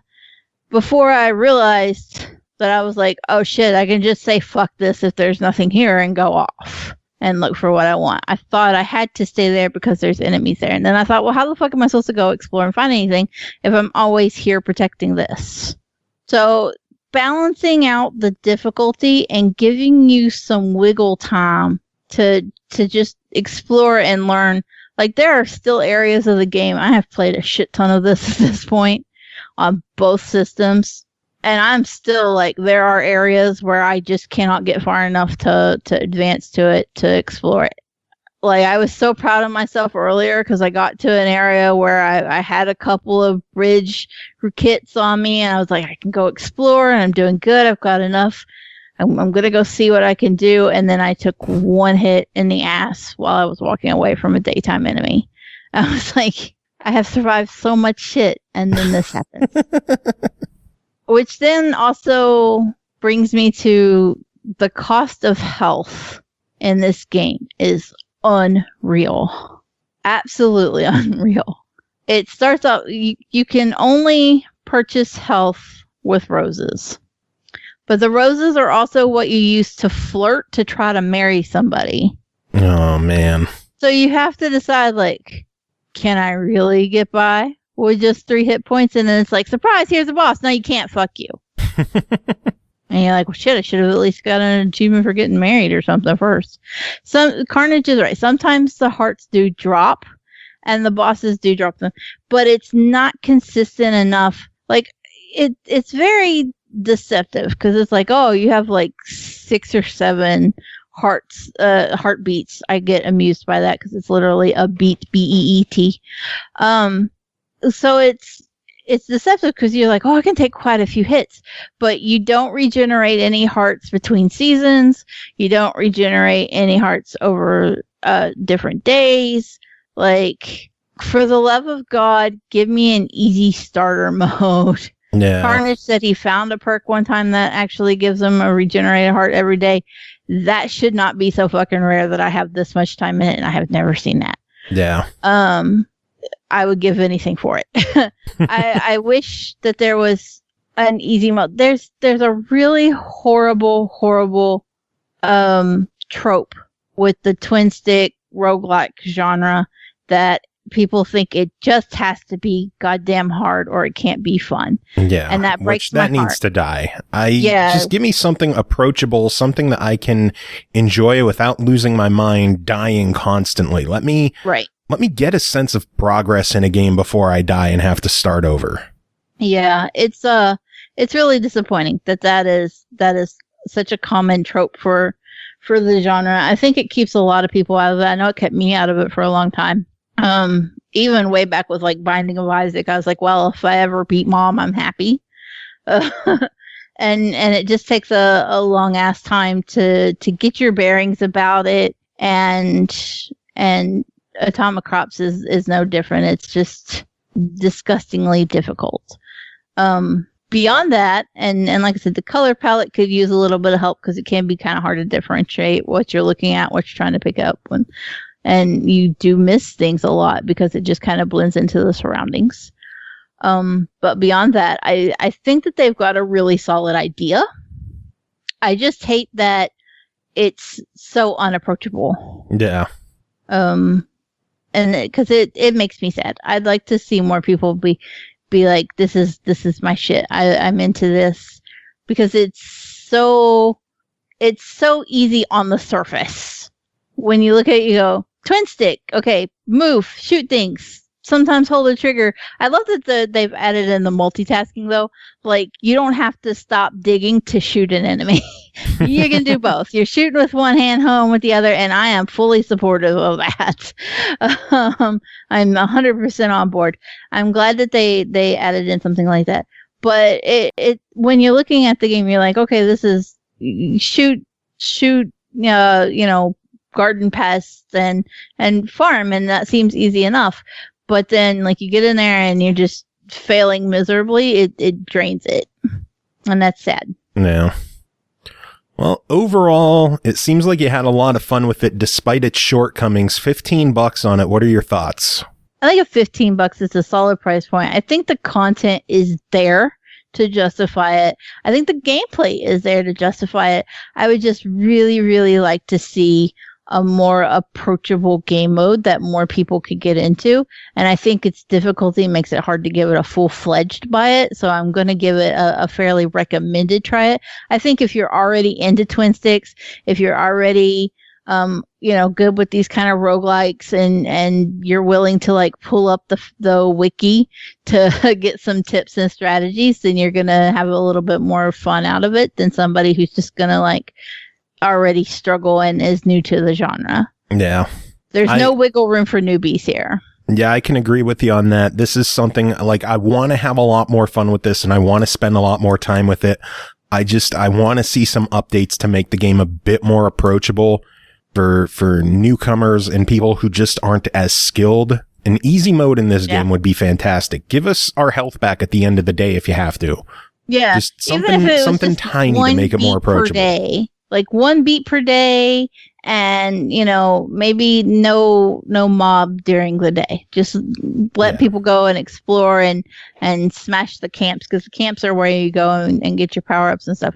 Give you the option to go in and do that during the day, and it would be far more approachable and give you a learning curve to actually, rather than just throwing you in the deep end with no floaties. Yeah. All right, next game to talk about is called The Last Scape, developed and published by Pablo Vidaurre Sans, released May 29th on Xbox One for $5.99. Glide through a vast open-world alpine scape in the search of an answer as to why this is your only memory. Cole, what is The Last Scape? I don't fucking know. But goddamn, is it good looking? It's beautiful, and it sounds fantastic. Let me get those 2 notes out of the way, because those are incredibly important. It's a beautiful game. It looks and sounds just, it could be worth every penny just on that alone. And on the X, it is stunning. I'm sure of it. I'm absolutely sure of it, because even on the S, I was just blown away with it. However, gameplay basically revolves around you kind of gliding through different areas. And there will be circles that you go through, fly through, and you activate memories by going through these circles. I have no fucking clue what this game is trying to tell me. None whatsoever. And I also want to point out that if you are like me, and you are particularly bad at flying games in the first place, anything that requires flight, I fail miserably. And so I told you that. And you were like, you could do this. And I was like, it might make me motion sick. And you were like, no, it didn't bother me. It didn't. Surprisingly, I didn't have any issues with motion sick on this game. Rip, because I puked. Did you? I did. Wow. It got me. And it got me a couple of times. Wow, that is surprising, because normally I'm the one who goes first on motion sickness. Yeah, and I don't know what it was about Last Scape, but it held me down. Damn. And I was very sad, especially in the very beginning when you're going through like that. It's all black and there's these white rings, and it's like teaching you how to fly through. There's a part where it's like, basically tells you to do a barrel roll. Blah, gone immediately. I didn't make it past that before I puked. Wow. I was just like, oh, this is going to be a tough review. I was not wrong. It was a tough one. At least it's visually inspiring, because my stomach was not happy with me. Yeah, unfortunately, gameplay-wise, you pretty much mentioned everything. You fly through rings. Some of them lead to rings that you have to go through other rings. You have to go through them in a certain direction for it to count. And you just got to collect all the rings, and that's the end of the game. Yep, it's very simple. It's very relaxing. It is. I feel like this is the kind of game that somebody creates when they're trying to show somebody else they can make a game. That's not a negative in any way, but it's like you put a game together that's very simple and in mechanics, but shows off what you can do. Then it would be Last Scape. It would just be something where you fly through and hit rings. Yeah, it very much does feel like a tech demo of sorts, maybe a proof of concept to show what's possible. Oh, what is the Steam game I played that was literally a tech demo of the gliding? Was it a Way? It's not Glide. It's called a Way. I don't remember. Oh, You're asking the wrong person. Yeah, the gliding prototype away. It was very similar to that. And I was just like, in a way, I feel like I've played this. But also it's different. It looks different. You're not a flying squirrel this time. So there's that. I don't know that I'll ever figure out what the fuck I actually was, what I was doing, or why, though. It was just pretty and rings and relaxing. One thing I thought was interesting was when the game started up, it actually had a logo at the top for the 1S. Yeah, and mine has a 1X. I don't know why. So that's cool that it can detect what system you're on. Yes, I felt shamed. It was like, you're going to play a game, we made it look this good, and you're playing it on 1S. What the fuck is wrong with you? I'm curious. I should have downloaded it on number ones and seen what it says on about the fat Xbox. I wonder what it says. Interesting. I'll have to remember to do that and then like report back when we do this shit next week. But yeah, very simple, very relaxing. It is what it is, but what it is isn't bad. Yeah, $6. What do you say? It's only $6. Yeah. I think if you're good with flight games and you don't get motion sick, then it could be a buy it. Yeah, I'm okay with that. But I do think, take motion sickness and whether or not you're actually good at flight games into consideration. Yeah, and shout out to the dev who's very receptive of feedback. When I first started playing, I thought the controls were very awkward. They have up and down on one side, left and right on the other stick, and the left stick, when you turn left and right, it would like turn you like like doing a barrel roll. And yeah, that didn't help with my motion sickness. Yeah, I contacted him and I said it was very awkward to control. He implemented an option that allows you to swap the turning and the rolling, and it's in the options, and it made the game infinitely more playable for me. I saw that, and that's why I hadn't brought it up complaining about the controls, because I noticed that there was the option to change it. Yeah. And that's on you. Thank you. Yes. And also the inverted option is there because of me as well. I said people would get pissed if there's no invert option. I love that it controlled inverted, but I know other people wouldn't like it that way. So I mentioned, I would throw invert in there as well. So those two options, you're welcome, everybody. Nice. Yeah. Joe. Next game to talk about is a preview of the game Drake Hollow. We checked out the beta, or you checked out the beta, developed and published by the Molasses Flood. It's going to be releasing June 17th on Xbox One, Windows 10, and Steam. Drake Hollow is a cooperative action village building game set in the Hollow, a blighted mirror of our world, in which you build and defend villages of Drakes, the local vegetable folk. Cole, how's the beta? It's so fucking adorable. I'm so happy. The interesting thing with the beta is that it immediately comes up and it tells you that the information that is there, like the gameplay and stuff, not all of it's there. Some of it has been disabled to, because they still need to work on it. Obviously, it doesn't come out till July. And so there's a lot of wiggle room. And so I was a little concerned when I initially saw that alert. I was like, oh boy, there's not going to be much to do, and I'm going to have to talk about it on the show, and I'm going to be like, I don't know, there wasn't anything. And yet I spent so much time this week staying up incredibly late, making little gardens and wells and saving my little drakes, and I was just happy as a pig in shit while doing it. I cannot tell you. Molasses Flood, man, they do no wrong in my eyes. I'm already big fans. I love the Flame in the Flood. One thing that I thought was interesting is that the world is set on islands. Unlike the Flame in the Flood, where the islands were, distanced by river, what we have in Drake Hollow is ether, and it has corrupted the land. So in between the islands is this fog with thorns and just everywhere. But you can craft crystals that will protect you so that you can walk through the ether. it's important to know that the crystals are limited use. They only last about 16 seconds a piece. It's such an odd time, but it is sufficient to get you from one island to the next in most situations. So once you've used it up, it's done for, but you craft them in groups of 3. So you typically have enough to get you where you're going, get you back, and have a spare hanging around in case something, goes awry. You'll cross from the islands, you explore each one.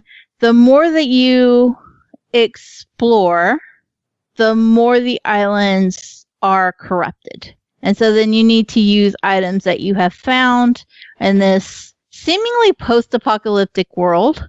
Like there are houses and they're generally dilapidated, and like you can find odd items to use in them. I did at one point find a shotgun, but my favorite weapon was the nail gun. And you can just use a nail gun to knock out the big creepy crawlies that are lurking around. That's beautiful.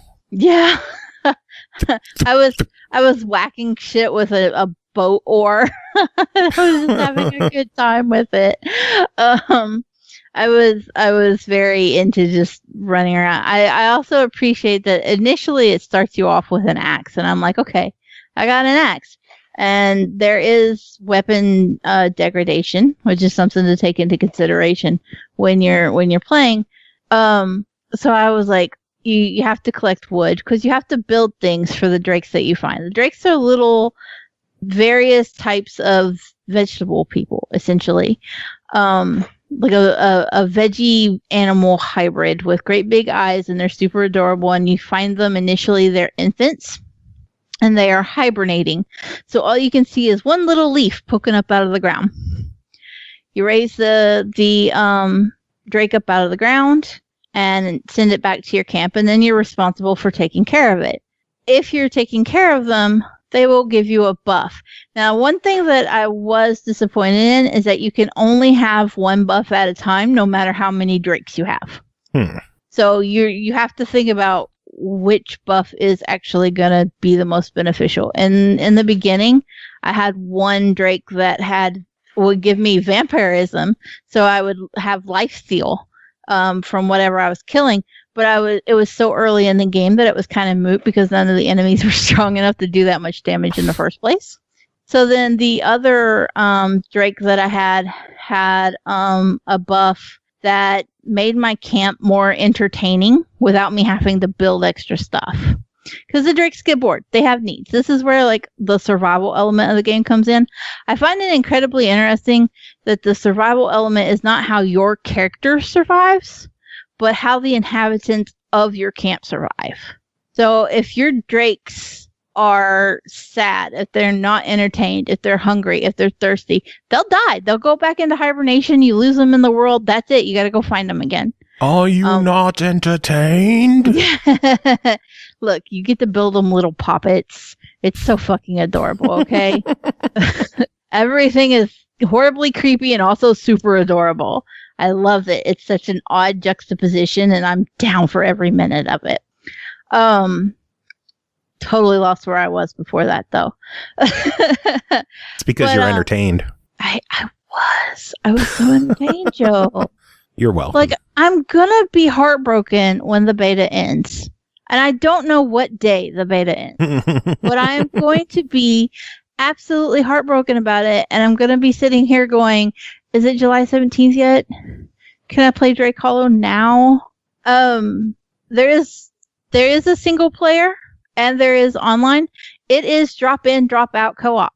So if you are playing alone and your friends come to join your camp, they just get to join and come help you out. I didn't have anybody else that had a code for the beta, so I can't, talk about how well that worked, unfortunately. I didn't get to try it. I was playing by myself. It's fine. I play at like 2 a.m. Nobody gives a fuck what I'm doing at 2 a.m. anyway. Nobody's hanging around at 2, 3, and 4 when I'm sitting here whacking at the baddies with my oar. Okay? Excuse me. But yeah. Generally very, very happy with the game. Everything was super pretty. I didn't have any problems.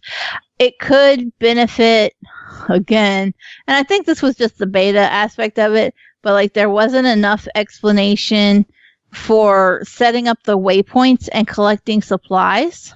It would definitely help if it was a little more explanatory. I suspect the full game probably will be, but there was a lot of just, trial and error. Thankfully, though, it's really forgiving in the beginning. So if you're fucking up, it gives you enough warning that you're fucking up. That's and good. gives you some time to figure it out. It did take me a while to get a grasp on the waypoint system, though, because there are crystals. Excuse me, I'm losing my voice. Good. There are talking about Drake Hollow. It's worth it.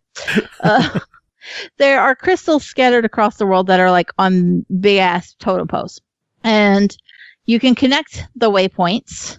And this has two benefits.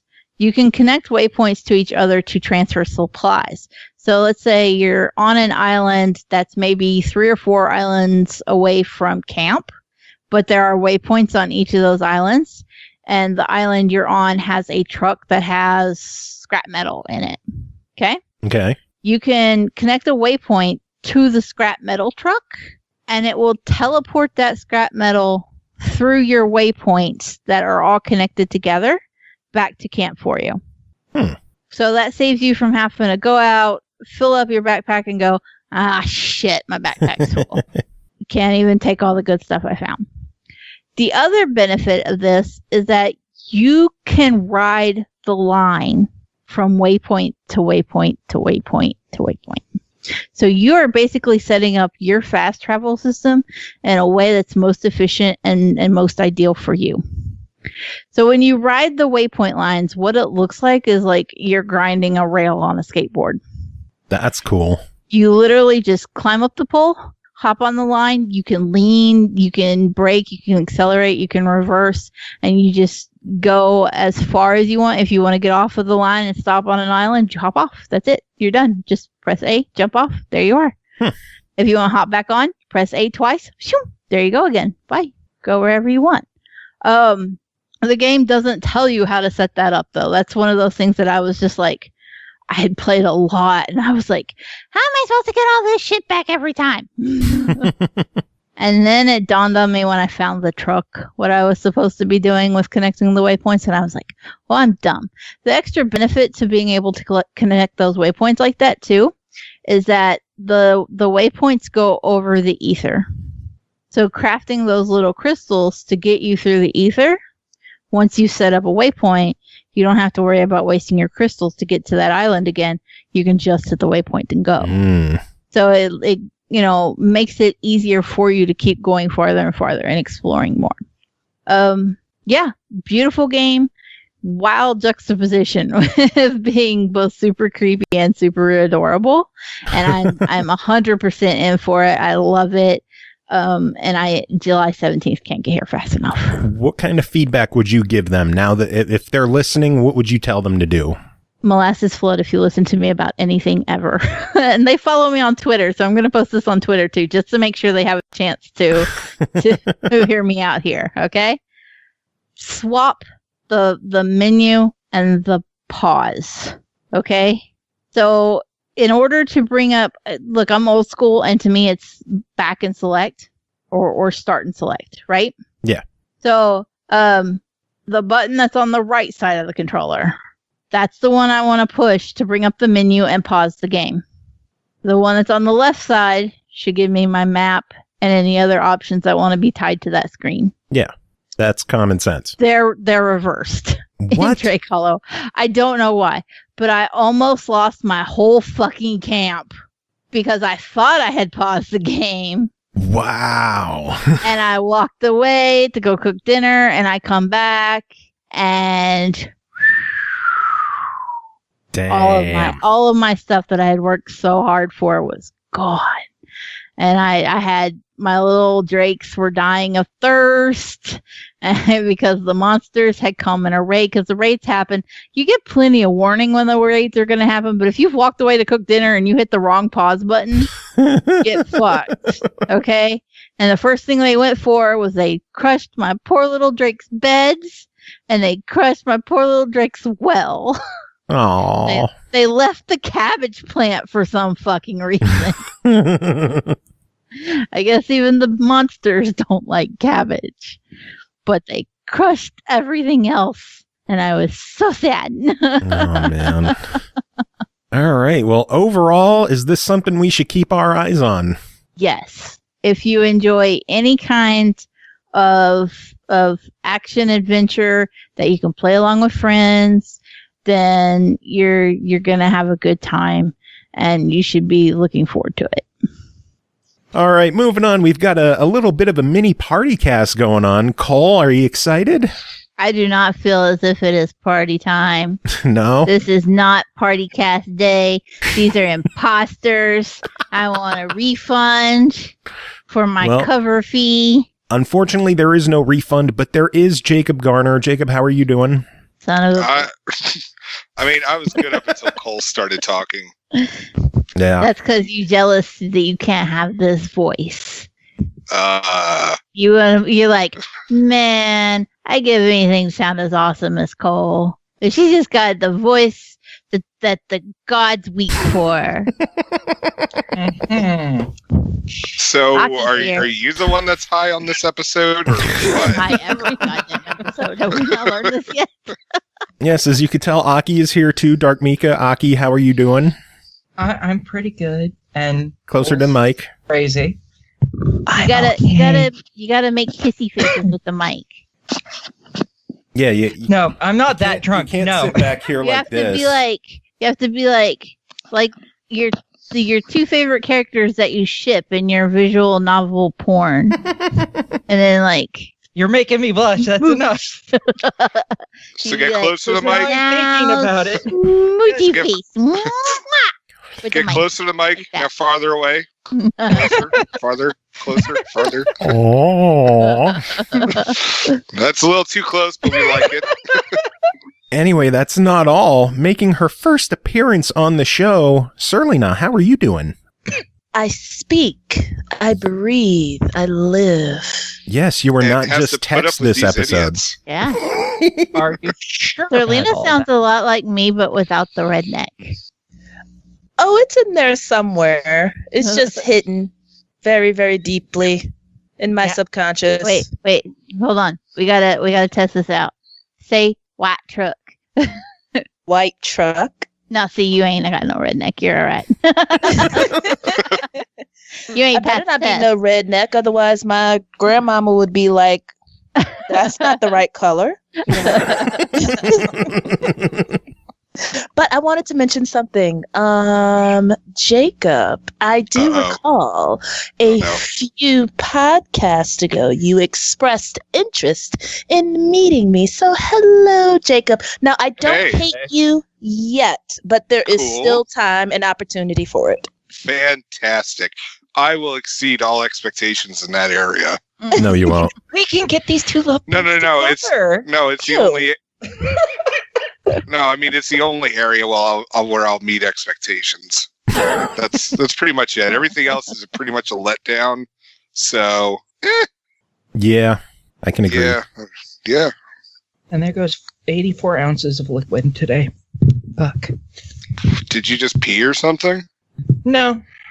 Just really thirsty. I mean, dehydrated like crazy for no reason. Oh my God. It's been so ridiculously humid here, and I've just been sweating out everything that I put into my body, which is a good thing and a bad thing. So, it's like Niagara Falls down my ass crack. It's a swamp back there.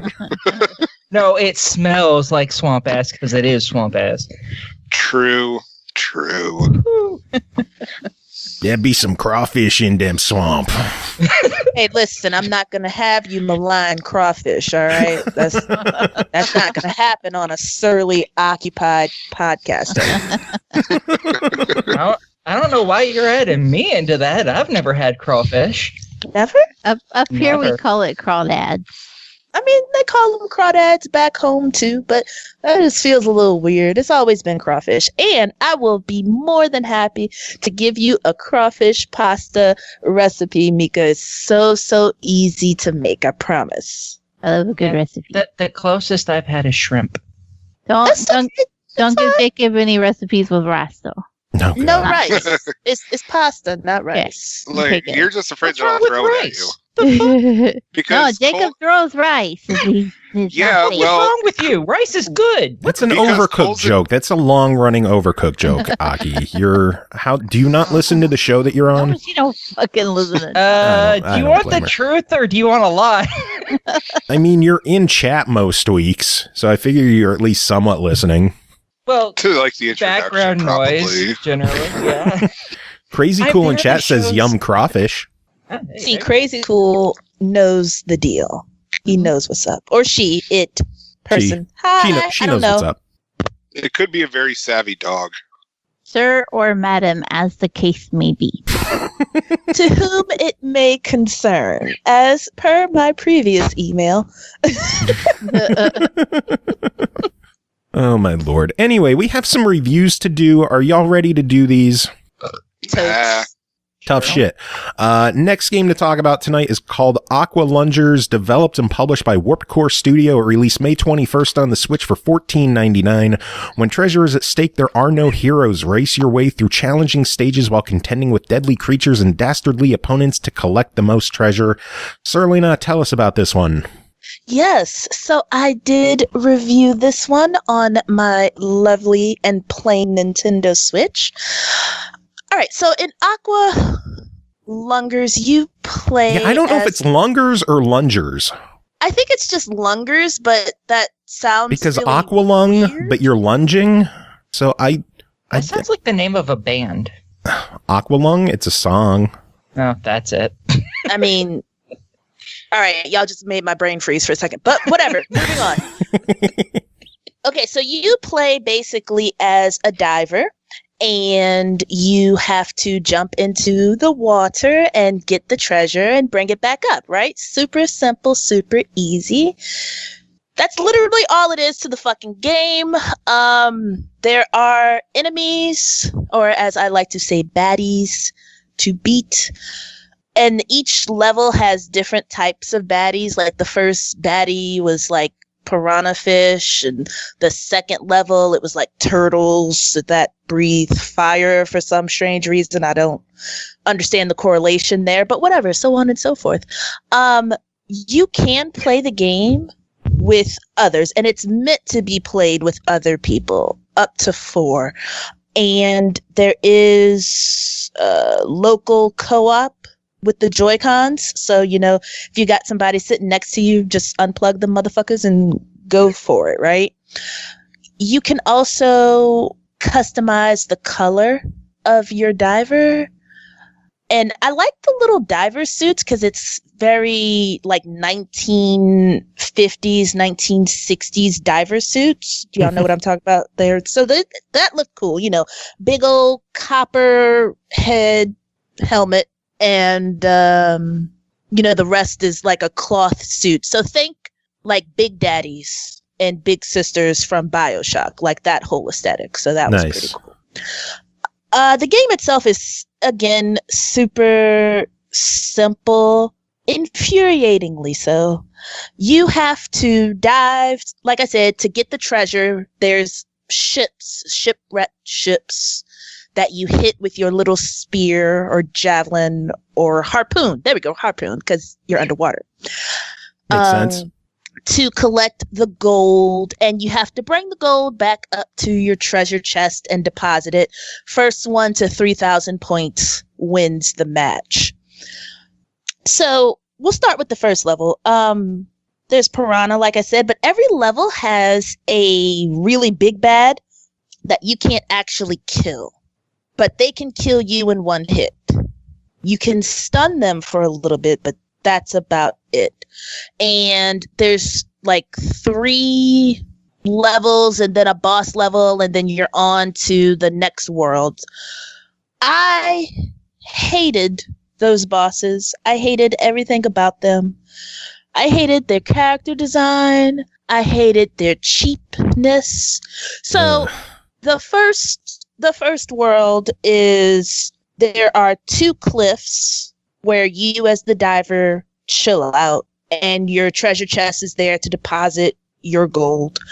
And underneath the cliffs is the water. you can take out the piranhas pretty easily, 2, maybe 3 swipes. The big fish, and the only way that I can describe it is like, it's purple. It's like a mind flayer sperm looking type of thing. I'm interested. Of course you are. It has tentacles and it shoots tentacles. Aki. It shoots like Are we bubbles discussing the same at game you now? that make you explode, and it's just not cute. It's just not cute. So what the fucking thing would do is, it has like a proximity. So if you got too close to it, it would be like, what are you doing in my water? And you're like, nothing. So you have to swim to get out, right? But it could also jump out of the water and chase you for a little bit. So you either had to hit it enough to stun it, and it would go back into the water, or you would die. Fun. In the second level, you have a turtle. So the first level is like lush, verdant green. Okay, cool. Second level is a desert. The turtle shot fire at you, and it also bit you. It had 3 fucking attacks. So it shot 1 fireball at you, then it did like a fan fireball, like fucking shmup style, or it bit you. And all of these attacks by the biggie baddie is like 1 shot, 1 kill.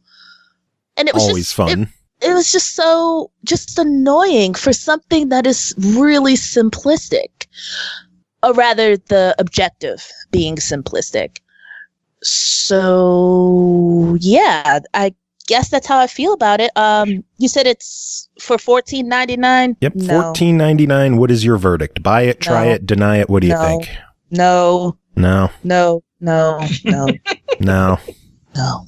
What could they do to improve the experience?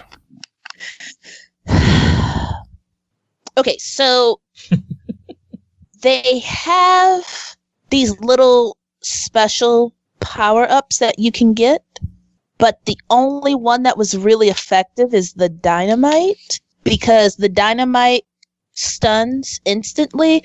Of course, you can kill yourself in the dynamite too, so that's pretty obviously fun. Yeah. That's the right way to do it.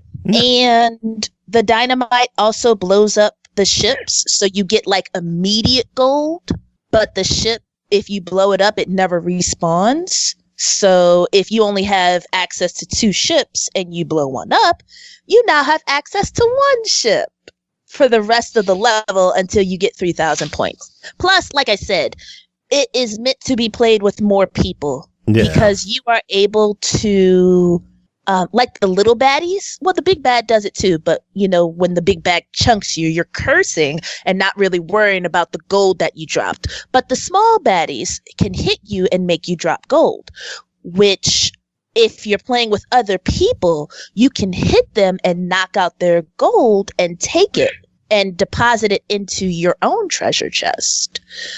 So, but what can they do to make it better? I'm telling you, those big baddies are cheap as balls.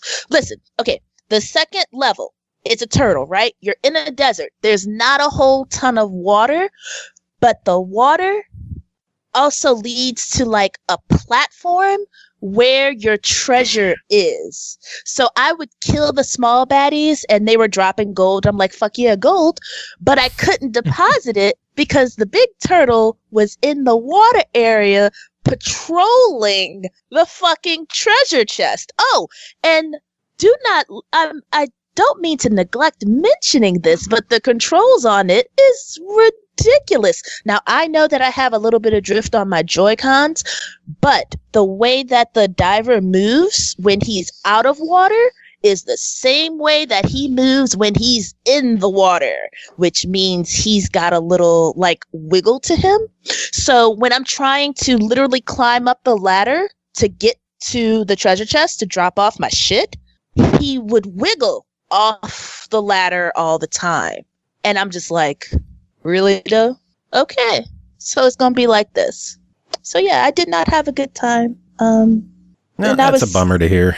It is, because I was kind of excited. I remember when you were like, hey, you want to try this game? I'm like, fuck yeah. But It is what it you is. were I excited can't about enjoy this one, but hey, they can't all be winners. If the devs do some updates and patches and tinker with it, we could always take another look at it, but oh well. Just get rid of the wiggle. Stop making the bosses so hard. And I would probably say try it. But at that price point and the difficulty, nah, skip it. All right.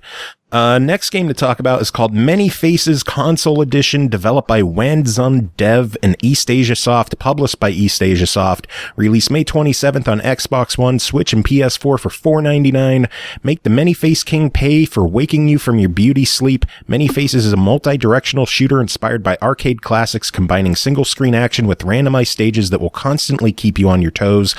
Customize your character's weapon and abilities as you go, further guaranteeing that no two runs will ever be the same. Jacob, tell us about Many Faces.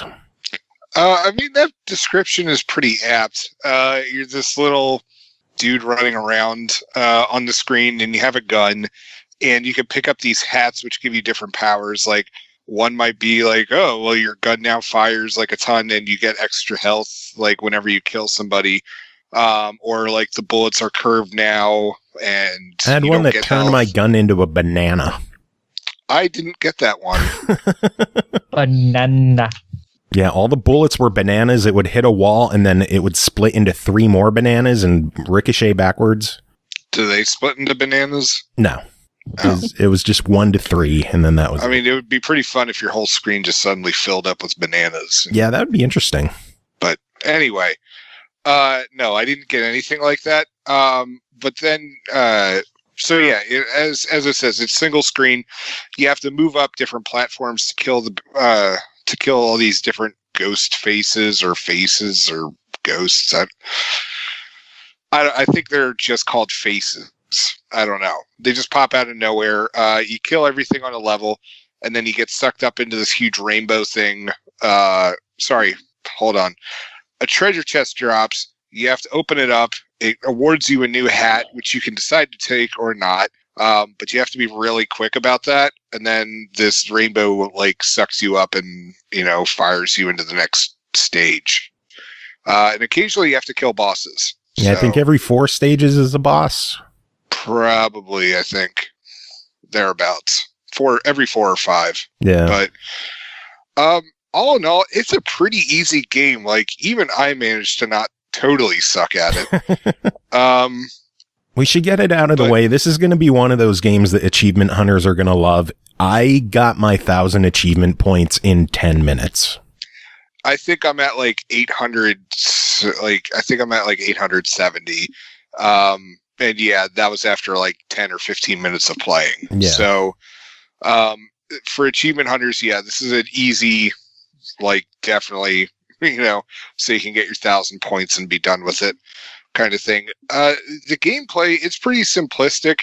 And I did enjoy the fact that it doesn't automatically kill you as you try to figure out what's going on in each level. I had one level where lasers like would randomly shoot up from the ground.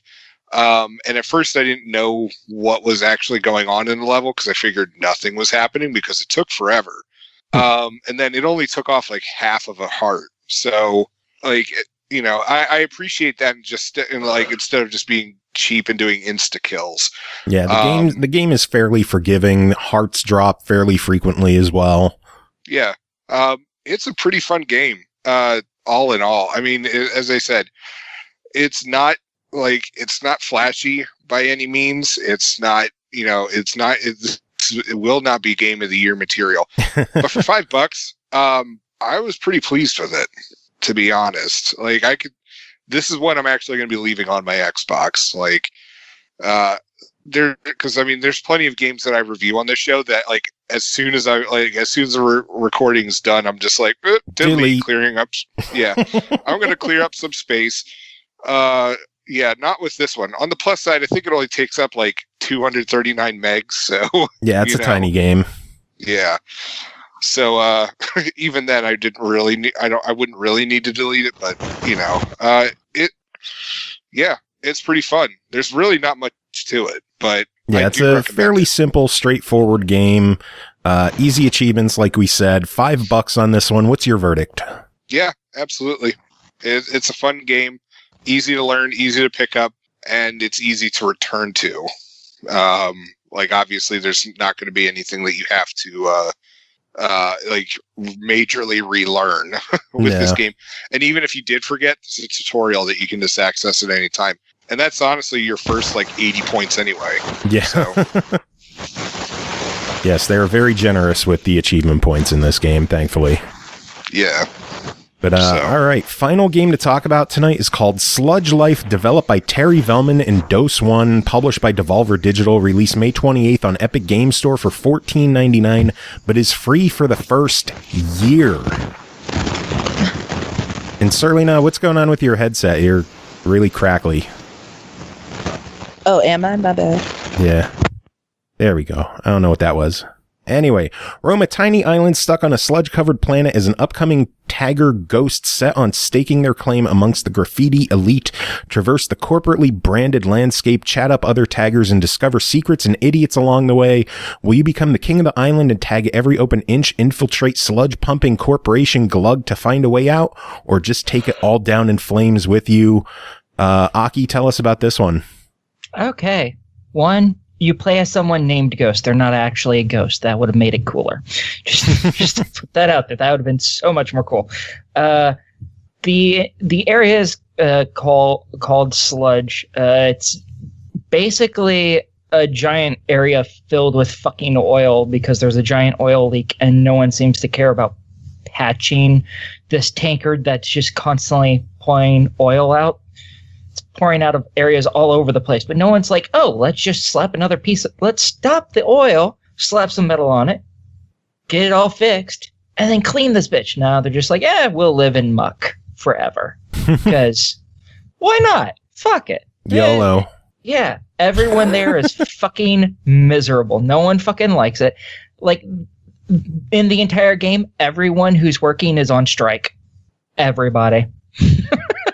Everyone you come across, they're like, nah, I'm on strike. Fuck you. Go away.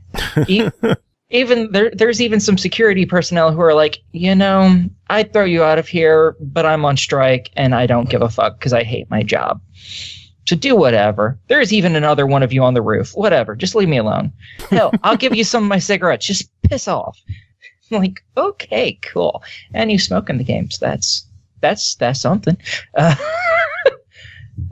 You also eat banana slugs, and I don't mean like when they're cooked or anything. I mean when they're crawling around, your character just picks them up and eats them. Why? I don't know. Because you don't get anything for okay, you get it. You have a computer with you at all times, and you load up programs on it. There's 6 of them that you need to find in the world. One of them is a to-do list, and it tells you to eat 20 of them just to have that checked off in one session, i.e., without turning the game off. That's it. That's you. It's not like it increases your health or anything. He's just a fucking disgusting cretin who eats living animals after pulling them off of various things. Interesting. He's just fucking disgusting. The entirety of the game is walking around and finding a spot that shows a little blue spray can, which you can see from a distance easily, and clicking to tag it. There's 100 of them. That's the entire game. Damn. There's not much to it. I did all 100 of the tags possible in the game. And you get 3 different endings. One of them is tied to tagging all 100 of them. The other 2 are not. The other 2 you can get whenever the fuck you want, really. And yeah, there's not really much to it. There's no danger. I mean, you can fall to your death, but then you just revive with money taken from you. But you start off with 0 money and you can't make any money. So the money thing, it doesn't fucking matter at all. Like, matter of fact, that's one of the apps you find is something that tells you about how much money you have. Except for you don't buy anything in the game ever. There's nothing to buy in the game. There's no way to make money in the game. That number is meaningless. Weird. It seems like this is just one of those really weird oddball titles. I'm looking at the features on the Epic Store, and like the features are experience the thrills of vandalism from the safety of your computer. Curiosity and free will are your only motivators. Roll as you please. It mentions that you could download apps to your laptop and waste your life away playing a game in a game. There's a dedicated fart button.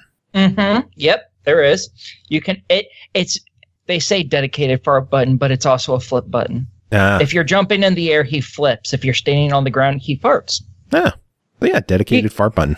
Yeah. And you can also climb to the top of a building and piss off it automatically. Nice. And apparently there's a cat with 2 buttholes. Yeah. Yeah, that's a thing. Yeah.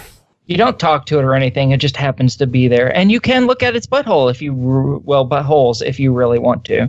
I was looking on the Sludge Life website, and they're actually going to be producing figures of the double buttholed cat. I'm curious to know how much those will cost. Why are people still allowed to exist?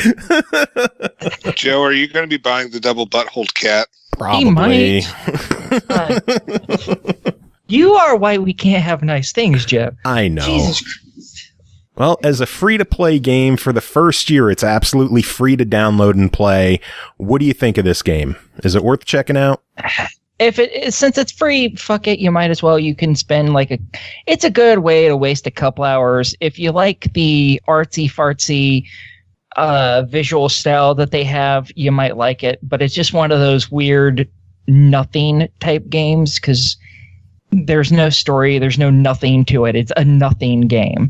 And some people like those as good time wasters. If you like the artsy-fartsy nothing games, yeah, this will be right up your alley. Because it wasn't, I didn't hate it, but there wasn't really anything there to like particularly either. No. So it was just I'm playing it, and that's all I have for that. It wasn't like I was sitting there, fucking hate this, I fucking hate this, I fucking hate, and I've done that with some of the games that I've reviewed on here, and I've stated that for those. This one was just yeah, I'm doing this. Yeah. Oh, that was kind of cool. Okay, whatever. That's what this game is in a nutshell. Yeah, whatever. It's all fine. Whatever. And it's free, so you might as well try it, right? Yeah, and you can beat it in a couple hours. You can beat the entire thing in a couple hours easily. Cool. Sounds good. Yeah. All right. Well, that is it for this episode. We made it through another one. It's been a long one. We did it. Thanks, everyone, for being here, coming on, chatting with us, hanging out. Thanks again to Solomon for coming on from Busy Toaster, chatting about Georifters with us. That is available now on Xbox One for $29.99. You could pick that up. I can't remember if it's on Switch or PS4. It might be coming. It might be on the way. I don't remember for sure. But it's on Xbox for $30, so you could check it out. Who wants final words? Don't all speak at once.